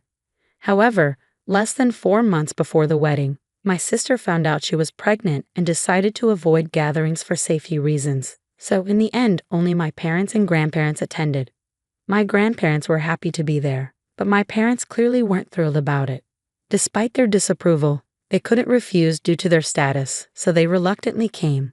The same went for Matthew's parents. They didn't seem pleased, but because some of their associates and acquaintances were attending, they reluctantly agreed to come. Both sets of parents were skilled at putting on a facade, so they said things they didn't truly mean in front of the other guests. They'd say things like, "We struggled with his illness, but we're happy to see how well he's grown." Or, "We're proud of our child for facing prejudice with strength." They even pretended to be moved to tears, and some guests, fooled by their false emotions and words, shed sympathetic tears. I couldn't help but feel astonished by their audacity, wanting to appear good despite everything. But Matthew wasn't one to stay silent. Our parents could see that. When it was time for him to speak, he chose to share about his past. He talked about how he faced discrimination in school because of his skin condition. Even though it wasn't contagious, people avoided touching anything he touched. Meeting and marrying me had given him hope. He also spoke about my struggles, how I was constantly compared to my older sister and verbally abused by our parents. He mentioned how I was deeply hurt by their words and couldn't even go outside because of cruel comments from classmates about my facial disease in high school. He also shared how he was berated by his parents for his skin condition, being called dirty repeatedly, and he showed proof of their mistreatment. With a determined resolve, Matthew played a recording of his parents' hurtful comments about his skin condition. The recording echoed through the venue, capturing awful statements like, "Your skin disgusts us," and "We regret having a child with such dirty skin." His parents tried to stop it, but it was too late. The stunned silence of the guests spoke volumes, and my parents looked uncomfortable as whispers spread around them. Despite the awkward ending to our wedding, many guests expressed support, saying, "You've been through a lot, and we're here for you." However, this revelation caused a stir later on. It turned out that Matthew's parents were leaders of a non-profit organization dedicated to supporting disabled individuals, advocating for a society where they can live without barriers. The fact that they mistreated their own son, who had a skin condition, contradicted their organization's principles. Criticism and opposition arose, leading them to step down from their leadership roles in the organization. As for my parents, it came to light that they had accepted a hefty dowry to arrange my marriage to Matthew. They were branded as monsters who sold their own child for money by those around them. However, they foolishly squandered the dowry on their own selfish desires and decided to gamble in the stock market without any knowledge, resulting in significant losses. Eventually, they found themselves in debt exceeding $200,000, far surpassing the dowry they received. They had the nerve to ask for our help, but we firmly declined. Despite their persistent attempts, we decided to cut ties with them and move away, changing our phone numbers. Now we're living happily together. It seems like fate truly brought us together. I'm incredibly content at this moment. Though the beginning was rough, Meeting and marrying Matthew has brought me immense happiness. Thank you for sticking with me until the end. I hope to catch up with you again in the future. My name is Luna, and I've been married to Lucas for 3 years. We used to live alone when we were dating. But after we got married, we moved in with Lucas's dad because his job was nearby. Even after we got married, I kept working. But I had to quit my job because Lucas's dad needed help. He started having memory problems about 1.5 years ago. And it got worse over time, so he needed someone to take care of him. At first, we thought about sending him to a nursing home. But Lucas really didn't want to. He asked me to take care of his dad at home, so I agreed. Luna, please, let's try to take care of my dad here.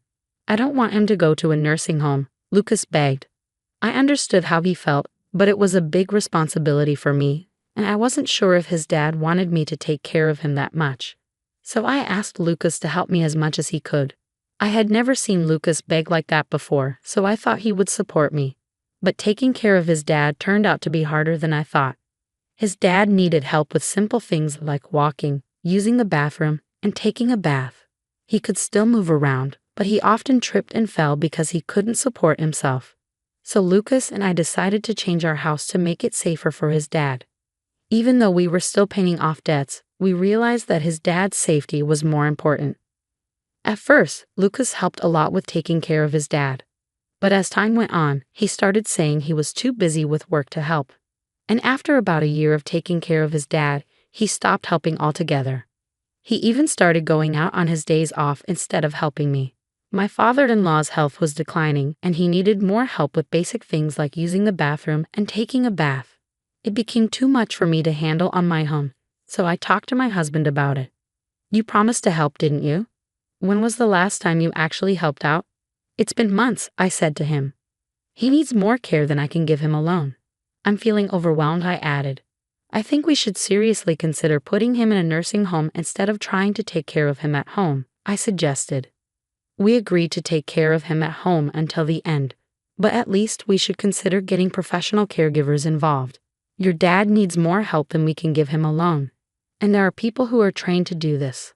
I'm not strong enough to handle everything, especially tasks like bathing, I explained. But my husband didn't agree with me. He got upset and left before we could finish talking. Lately, I've noticed he's been stressed about money. However, I couldn't keep taking care of his dad on my own. So even without my husband's approval, I started arranging for home care services. His dad was assessed as needing a high level of care. So we arranged for a caregiver to come 5 times a week for about an hour each day. We also made a plan with our long-term care insurance, so I wasn't worried about the cost. But we hit a snag on the first day of home care services. Hi, I'm Mira, your caregiver. I'm here to help you from now on, she said. Nice to meet you, Mira. I'm looking forward to working with you, I replied. While the caregiver was talking to my father-in-law, she also taught me some nursing techniques. I found her guidance really helpful and felt confident about hiring her. But when my husband came home and saw her, he got really angry. Luna, I never agreed to home care services. What's going on? He yelled at me. But I've been telling you that I can't do this all by myself anymore. I didn't do this without telling you. I'm sorry, Miss Caregiver, but please go home for today. I tried to explain, but he didn't want to listen and sent the caregiver away. Why did you arrange for home care without my permission? I'm the one who decides things around here. You're a terrible wife for not listening to me. You can handle caregiving alone. Don't waste money, especially since we still have to pay off the loan for the renovation. Why can't you see what I'm saying? I've told you many times that I can't do this all by myself, Lucas. You've stopped helping with caregiving, haven't you? That's not keeping your promise. And the renovation was necessary for safety. If your dad falls and gets hurt, taking care of him will be even harder. You might not get it because you haven't been doing any caregiving for over 1 year now. Why are you bringing this up all of a sudden? Besides, you're not working, so it's your job to take care of him, right? Who do you think is paying off the loan for that renovation? No matter how much I tried to explain, my husband didn't understand. He really believes that I should do everything by myself. After that, I only had the caregiver come when my husband was at work. Talking to her about not just caregiving, but also the issues with my husband and getting advice was really helpful. After months of the same routine, one day my husband unexpectedly offered to take care of his dad himself. You've been cooped up for over 1 year. Go treat yourself. I'll handle everything today, he said. I happily accepted his offer. I got a long overdue haircut and enjoyed some time at a coffee shop I used to frequent. But after about 4 hours, I started feeling anxious about leaving my inexperienced husband in charge, so I decided to head home early. When I got back, the house was unusually quiet. My father-in-law was peacefully asleep in his room. Assuming my husband had also worn himself out and fallen asleep, I went to check the bedroom, but he wasn't there. As I sat in a quiet house, I noticed an envelope placed on the dining table. When I opened the envelope, I found divorce papers already filled out along with a letter. The letter took me completely by surprise. Even after we divorce, please continue taking care of my dad. I'm going on a trip for a week, so please file the divorce papers. As I read those words, it hit me. His sudden offer to take care of his dad was just a way to get me out of the house so he could prepare for his trip. And the fact that he had already prepared divorce papers was a shock. What's more, he expected me to continue caring for his dad even after we split up. I couldn't comprehend his thinking at all, so I called him immediately. When I read the letter, I found the divorce papers. What's going on? Who are you going on a trip with? I'm at the airport about to board. I'm busy, and frankly, I don't care anymore. It doesn't matter who I travel with. We're getting divorced. Just make sure those papers are filed by the time I get back from my trip. That's all. With those words, my husband abruptly ended the call and hung up. Just before the line went dead, I heard a woman's voice calling out his name on the other end. It became clear that he was with someone else, the person he was traveling with. We'd only been married again for 3 years, and now I was facing the possibility that he was having an affair. As I thought about how he might have been cheating on me while I was busy taking care of his dad, tears of regret filled my eyes. Luna, my father-in-law's voice called out to me as I left. He had been struggling to remember my name lately, but today he said it clearly. Worried about how well my husband had taken care of him while I was away, I hurried to see him. Father, are you feeling all right? Did everything go smoothly while I was out? I asked, concerned for his well-being. Luna, is the caregiver coming today? My father-in-law seemed surprisingly lucid and able to hold a conversation. No, she won't be here until tomorrow morning, I replied. Ah, I see. Could you bring me some paper and a pen? He requested. My father-in-law, who usually struggled with writing due to his condition, seemed different today, more refined. I remembered reading that writing could help with dementia symptoms, so I agreed and fetched him some paper and a pen. He began writing something, but I couldn't see what it was. After he finished, he placed the paper in an envelope and handed it to me. Give this to the caregiver when she comes tomorrow, he said before drifting back to sleep. Was this some sort of dementia exercise with Mila?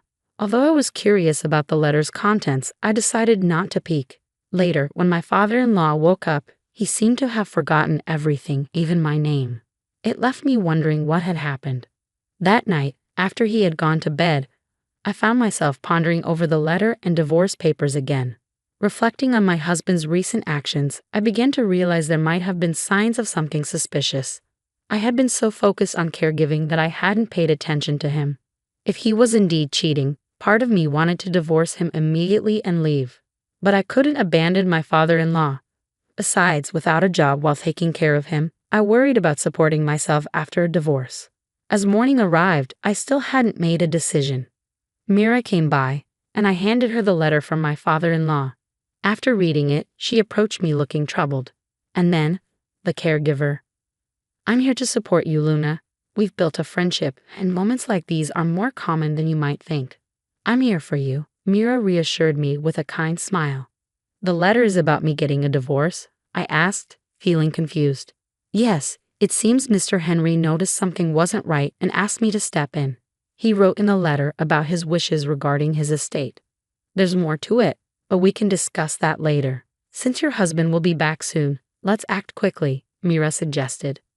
With that, Mira arranged for another caregiver to take over Mr. Henry's care and urged me to follow her. We ended up at a law firm. Mira, why are we here? I asked, puzzled. You'll understand once we're inside, Mira replied cryptically. Even though I was still confused, I followed Mira into the building.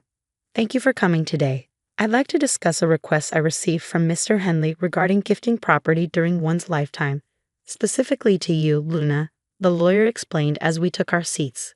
The lawyer handed me a document and said, "Yes, it's notarized. Mr. Henley requested this document prepared by Mira. It states that Mr. Henley wishes to gift you $36,000 and his apartment during his lifetime." Stunned by this revelation, Mira started to explain. "On the first day of my home visit, Mr. Henley mentioned this. He wanted to express his gratitude to you, Luna. However, as you weren't legally adopted by him, he couldn't pass on his assets to you through inheritance. So he decided to make this gift during his lifetime. I'm incredibly grateful. I need to thank my father-in-law right away," I said, feeling overwhelmed with emotion. "Before we head back, there's one more place we need to stop by," Mira said, leading me out of the law firm. We made another quick stop before finally returning home. Once we were back, I expressed my heartfelt gratitude to my father-in-law, even though he didn't seem to fully understand. I kept telling him how thankful I was. Sadly, 3 days later, he passed away due to complications from his worsening dementia. I tried calling my husband, who was still traveling abroad, but he didn't pick up, perhaps assuming it was about the divorce. "There's no other option," Mira said, guiding me through the necessary arrangements. As we gathered with relatives to make preparations, my husband's absence, being the biological son of my father-in-law, was a point of contention for some. 2 days later, my husband returned home, completely unaware of what had transpired. He was immediately bombarded with questions from all sides. "Hey, help me out here. I swear I'm not cheating. I was just taking a vacation to unwind after being a caregiver every day," my husband protested. "You can't lie twice. Even if you claim you were caregiving, there's no evidence to support that," I countered. "I know for a fact that you went on that vacation with your mistress. Security cameras at the airport caught you two acting like lovers," I added firmly. With that revelation, my husband seemed to resign himself to the judgmental stares from the relatives. Several days later, once the tension had eased, I proceeded to file for divorce. I planned to move into the apartment my father-in-law had gifted me before his passing. As I made preparations for the move, my husband called. "Luna, where are you? I just found out that I'm not the beneficiary of his life insurance. You are. All I was supposed to get was his life insurance. What are you going to do about this?" he demanded. "What did you tell my dad while you were taking care of him? You and that female caregiver must have conspired together. You two planned this," he accused angrily. "It was your father's wish. Mira and I only followed his instructions," I explained calmly. "Well, we're divorced now, and you and your mistress will be hearing from my lawyer soon. Make sure to pay up for the compensation," I added firmly. "What do you mean we're divorced? Besides, since you got my dad's life insurance, you can consider it as your consolation money, right? So I don't owe you anything," my husband retorted arrogantly. It seemed he had forgotten that he had left me the divorce papers to file before he left for his trip. I was surprised by his callous attitude. "The divorce papers were left by you with a letter asking me to submit them, weren't they? And the life insurance is a precious inheritance from your father, not something I received from you. So you should cover the compensation," I insisted firmly. My husband was speechless at my words, unable to respond. We realized we weren't making any progress and decided to end the call. He continued to call several times afterward, but following Mira's advice, I changed my phone number. I still see Mira occasionally. Even after my father-in-law passed away, she did more for both him and me than my own family, including my husband. I'm truly grateful to her. Eventually, it seemed that the truth reached my husband and his mistress, and I received a call from their lawyer. "Lucas told me you were the one in charge, even though I didn't know the full story. I'm sincerely sorry for going on that trip while Lucas's father was struggling. I've already paid the compensation, and I don't plan to see Lucas anymore," she said. That's how things went down. I thought they might refuse to pay, so I was surprised when they didn't. I can't figure out why someone smart like her would fall for my husband. Anyway, he ended up having to pay her in bits. She was pretty well off, and my husband, trying to impress her, spent almost all his savings. I even heard he paid for a fancy trip out of his own pocket. Whether he blew through his savings or not doesn't really matter to me. I'm determined to make him pay back every cent, even if it takes a while. Luckily, we have a family home under my father-in-law's name, so finding a place to live won't be an issue. But with the payments for the loan we took out for elder care, along with the compensation we have to pay each month, it's going to be tough. Even if we deduct it from my husband's paycheck, he won't have much left over. And since our relatives all know about it, he can't exactly ask them for help. I hope he learns from his mistakes. I moved into an apartment my father-in-law gave me, which I get to keep for life. Life's comfortable now. I'm using the money I inherited from my father-in-law to study caregiving. Mira's helping me out too.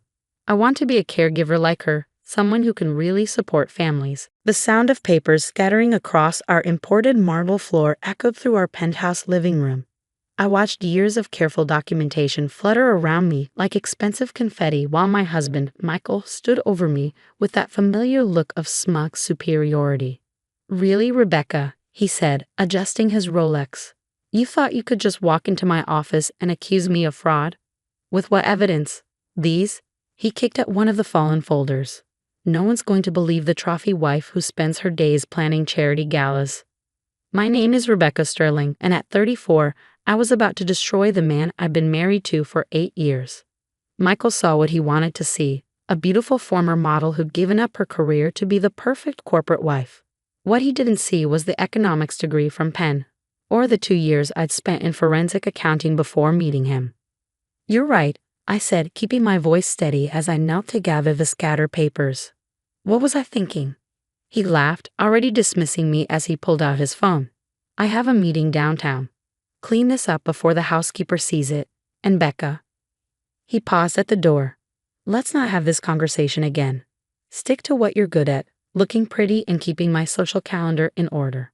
The moment the elevator doors closed behind him, I stopped picking up papers and instead pulled out my phone, sending a quick text to my sister Lauren. "It's time. Meet me at the usual place in an hour."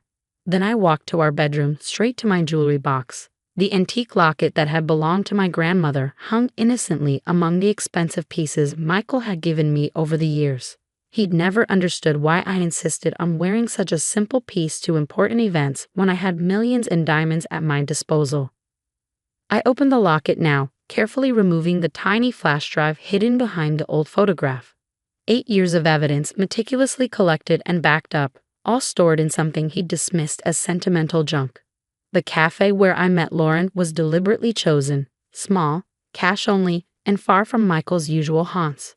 My sister was already there, her laptop open and ready. "You finally confronted him," she said as I sat down, no preamble needed. "We've been planning this for months." I nodded, pulling out the flash drive. He reacted exactly as we expected. Condescending, dismissive, certain I couldn't touch him. Lauren's fingers flew across the keyboard as she began downloading the files. "Does he have any idea how long you've been watching him?" "No," I said, wrapping my hands around a cup of coffee. "He still thinks I spend my days getting manicures and planning his precious charity events." The truth was far more complex. I'd discovered Michael's fraud almost by accident 3 months into our marriage. A misfiled document, a series of numbers that didn't add up, and suddenly I'd seen behind a curtain of his real estate empire. At first, I'd been in denial. Michael Sterling was one of Boston's most respected developers, known for transforming struggling neighborhoods into luxury properties. His company, Sterling Development, was worth hundreds of millions. Surely I was misreading the documents, but then I started paying attention, really paying attention. The community improvement projects that mysteriously fell through after he'd received government grants. The historic buildings that suffered convenient accidents right after he purchased them at low prices. The string of shell companies that seemed to exist only to move money between accounts. "Look at this," Lauren said now, turning her laptop screen toward me. She'd pulled up one of Michael's recent developments, a luxury high-rise in what used to be a working-class neighborhood. The numbers don't match what he reported to the city council. He claimed the project would cost $50 million. But according to these bank transfers, he only spent $30 million. I finished. The rest disappeared into offshore accounts, and that's just one project. Lauren shook her head, her expression grim. "How did he get away with this for so long?" "Because he's careful. He spreads the fraud across multiple projects, multiple companies. Unless you're looking at the whole picture, each discrepancy seems minor." I took another sip of coffee. Plus, he has half the city council in his pocket. Amazing what regular charitable donations can buy. My phone buzzed. A text from Michael. "Dinner with the Andersons tonight. Wear the blue versus, and be more pleasant than you were this morning." I showed the message to Lauren, who rolled her eyes. God, he's such a patronizing ass. How did you stand it for 8 years? Because I needed to be sure, I said quietly. Sure of the evidence, sure of his guilt, sure that when I finally moved against him, it would stick. The truth was, it had taken years to understand the full scope of Michael's operation. He wasn't just defrauding investors and government agencies. He was destroying communities, forcing out longtime residents so he could build luxury properties that sat half empty while he collected tax breaks. The FBI contact is ready, Lauren said, lowering her voice even though no one was near our table. Agent Martinez says as soon as we give him the signal, they'll move. I nodded, thinking of the careful groundwork we'd laid. The recordings hidden in Michael's home office, capturing conversations with corrupt officials. The paper trail I'd pieced together showing how he laundered money through fake renovation projects. The witness statements from former employees who'd been silenced with threats and payoffs. What about the safety deposit boxes? Lauren asked. Already taken care of, I assured her. I moved everything to the new location last week while he was in New York. Bank records, backup drives, original documents, it's all secure. My sister reached across the table and squeezed my hand. Are you sure you want to go through with this, once we pull the trigger? He has to be stopped, I said firmly. You haven't seen what I've seen, Lauren. The families displaced by his developments, the small businesses forced to close, the lives he's ruined while he sits in his penthouse counting his millions. Lauren nodded, understanding in her eyes. She'd been my confidant through all of this, helping me gather evidence, providing technical support, being my sounding board when the weight of it all became too heavy. The Anderson dinner tonight, she said thoughtfully. That's perfect timing, actually. Half the city's power players will be there. I smiled slightly, already seeing the possibilities. Michael loved these dinners, loved holding court among Boston's elite. He'd never suspect that his perfectly coiffed wife was about to bring his entire empire crashing down. I better go get ready then, I said, standing up. Wouldn't want to disappoint my husband by being late to his important dinner. Back at the penthouse, I took my time getting ready. The blue Versace dress Michael had specified hung in my closet, a $12,000 piece of fabric that was supposed to show off his wealth and taste. I slipped it on, carefully applied my makeup, and fastened my grandmother's locket around my neck. In the mirror, I looked exactly like what Michael thought I was, the beautiful, compliant wife who knew her place. The perfect accessory to his carefully crafted image. If he'd ever bothered to really know me, he might have wondered why I always insisted on handling the seating arrangements for his business dinners. Why I volunteered to organize his charitable foundation's documents. Why I spent so much time in his home office, supposedly planning social events. But Michael saw what he wanted to see, and tonight that blindness would be his undoing. The Andersons' dining room was filled with the quiet murmur of Boston's elite when Michael and I arrived. Robert Anderson's mansion in Beacon Hill was the perfect setting for what was about to unfold. Old money, old power, and enough ego in one room to float a yacht. Rebecca, darling. Sarah Anderson air-kissed my cheeks. That dress is divine. Michael always makes sure you're the most beautiful woman in the room. I smiled, letting the backhanded compliment roll off me. You're too kind. I love what you've done with the place. The new chandelier is exquisite. As we moved through the crowd, I felt Michael's hand on my lower back, steering me towards specific groups. This was our usual dance. He talked business while I played the charming wife, laughing at the right moments, making sure everyone's glasses stayed full. Sterling. Commissioner Davis boomed, extending his hand to Michael. Just got the paperwork for the Riverside project. Everything looks in order. I watched Michael's face carefully as he shook the commissioner's hand. The Riverside project, his latest scheme to turn a historic waterfront neighborhood into luxury condos. The paperwork he'd submitted showed a $100 million investment. The real numbers, safely documented in my files, showed something very different. Excellent, Michael said smoothly. The city won't regret supporting this development. It'll transform the whole area. That's what we're afraid of, a quiet voice said from behind us. Elena Martinez stood there, elegant in a simple black dress. To everyone else, she was just another guest, the wife of a prominent real estate attorney. Only I knew she was actually FBI Special Agent Martinez, and this dinner was no coincidence. Michael's smile tightened slightly. Mrs. Martinez. I wasn't aware you and James would be here tonight. Sarah and I serve on the Historical Preservation Board together, Alana said pleasantly. We're quite concerned about the fate of some of our older buildings. So many unfortunate accidents lately. I felt Michael's hand tighten on my waist.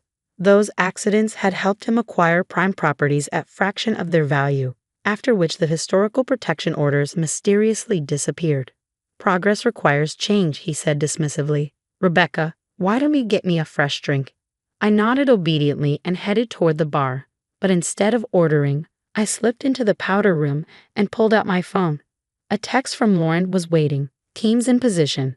Just say the word. My hands trembled slightly as I replied, now. When I returned to the dining room, everything appeared normal.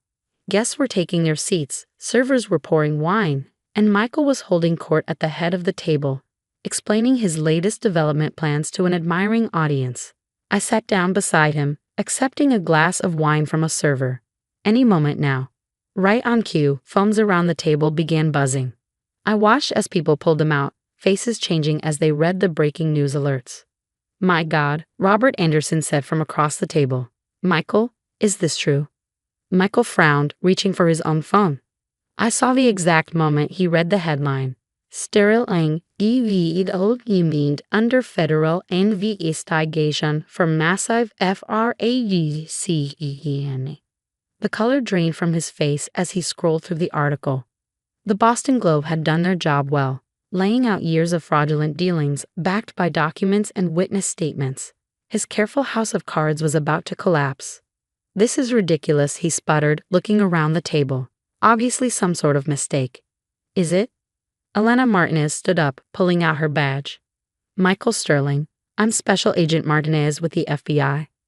We have a warrant for your arrest on multiple counts of wire fraud, money laundering, and conspiracy. The dining room erupted in chaos as more agents entered. I sat quietly, sipping my wine as Michael was read his rights in front of Boston's most influential citizens. You? He turned to me, realization dawning in his eyes. You did this. I met his gaze calmly. No, Michael. You did this. I just made sure everyone would know about it. You stupid bitch, he snarled, lunging toward me, but agents quickly restrained him. You think you can understand my business? You're nothing but a trophy wife. I finished for him, standing up. That's what you wanted, isn't it? Someone beautiful and seemingly simple who wouldn't ask questions about where the money came from or why those historic buildings kept having convenient accidents. I reached for my locket, opening it to reveal the empty space where the flash drive had been. But you never bothered to look past the surface. Never wondered why I was so interested in handling your paperwork, organizing your files. You just assumed I was decorative, like everything else in your life. The room had gone silent, watching the scene unfold. I could see the moment it hit him, every private conversation in his office, every meeting with corrupt officials, every deal he thought was safely hidden. I'd been there, watching, documenting, building the case that would bring him down. Mrs. Sterling, Agent Martinez said formally, we'll need you to come in tomorrow to make a formal statement. I nodded, gathering my clutch. Of course. I have all the documentation you'll need. Bank records, property assessments, evidence of bribes. 8 years worth. 8 years. Michael's voice was barely a whisper. You've been planning this for 8 years? No, I corrected him. I've been gathering evidence for 8 years. I started planning this the day I found out you were destroying people's lives to build your empire. The day I realized that the man I married was nothing but a fraud in an expensive suit. As the agents led him away, I turned to the stunned dinner guests. I apologized for disrupting the evening. Sarah, the salmon was lovely. The next few weeks were a whirlwind of depositions, interviews, and legal proceedings. Michael's empire began to crumble as investors pulled out and projects were halted. The evidence I gathered was damning, not just of him, but of numerous city officials and business partners who had enabled his schemes. Lauren helped me move out of the penthouse, into a modest but comfortable apartment far from the luxury high-rises Michael had built. What will you do now? She asked as we unpacked boxes. I smiled, pulling out my diploma and CPA license, things I'd kept hidden for years. I'm thinking of starting a consulting firm, helping small businesses and community organizations protect themselves from developers like Michael. Maybe do some forensic accounting on the side. The trophy wife turning corporate watchdog, Lauren laughed. I love it. The media had a field day with the story, of course. Sociality Anges de Lund Heor UPTDVELPER made headlines across the country. But what mattered more were the other stories, the families who could return to their neighborhoods, the small businesses that would survive, the communities that would stay intact. 6 months later, I sat in a courtroom watching Michael plead guilty to multiple federal charges. He looked smaller somehow, without his expensive suits and air of invincibility. The defendant is sentenced to 15 years in federal prison, the judge announced, and ordered to pay restitution of $400 million. Outside the courthouse, reporters clamored for a statement. I thought about all the times I'd stood beside Michael at press conferences, playing my part as the silent, beautiful wife. Mr. Sterling's crimes weren't just about money, I said into the microphones. They were about power, about the belief that wealth makes you untouchable. But no one is above the law, and no one should be allowed to destroy communities for profit. Later that evening, I sat in my new office, looking out over the city. My consulting firm was already gaining a reputation for helping expose corporate fraud and protecting community interests. The phone rang. Another potential client seeking help. As I reached for it, my grandmother's locket caught the light. I touched it gently, thinking of how such a small thing had helped bring down an empire. It reminded me of something my grandmother used to say. The most dangerous weapon against evil is the truth, carried by someone everyone underestimates. Michael had built his world on lies, seeing only what he wanted to see. He'd wanted a trophy wife, so that's why I let him see, never realizing that sometimes the most effective weapon is the one hiding in plain sight.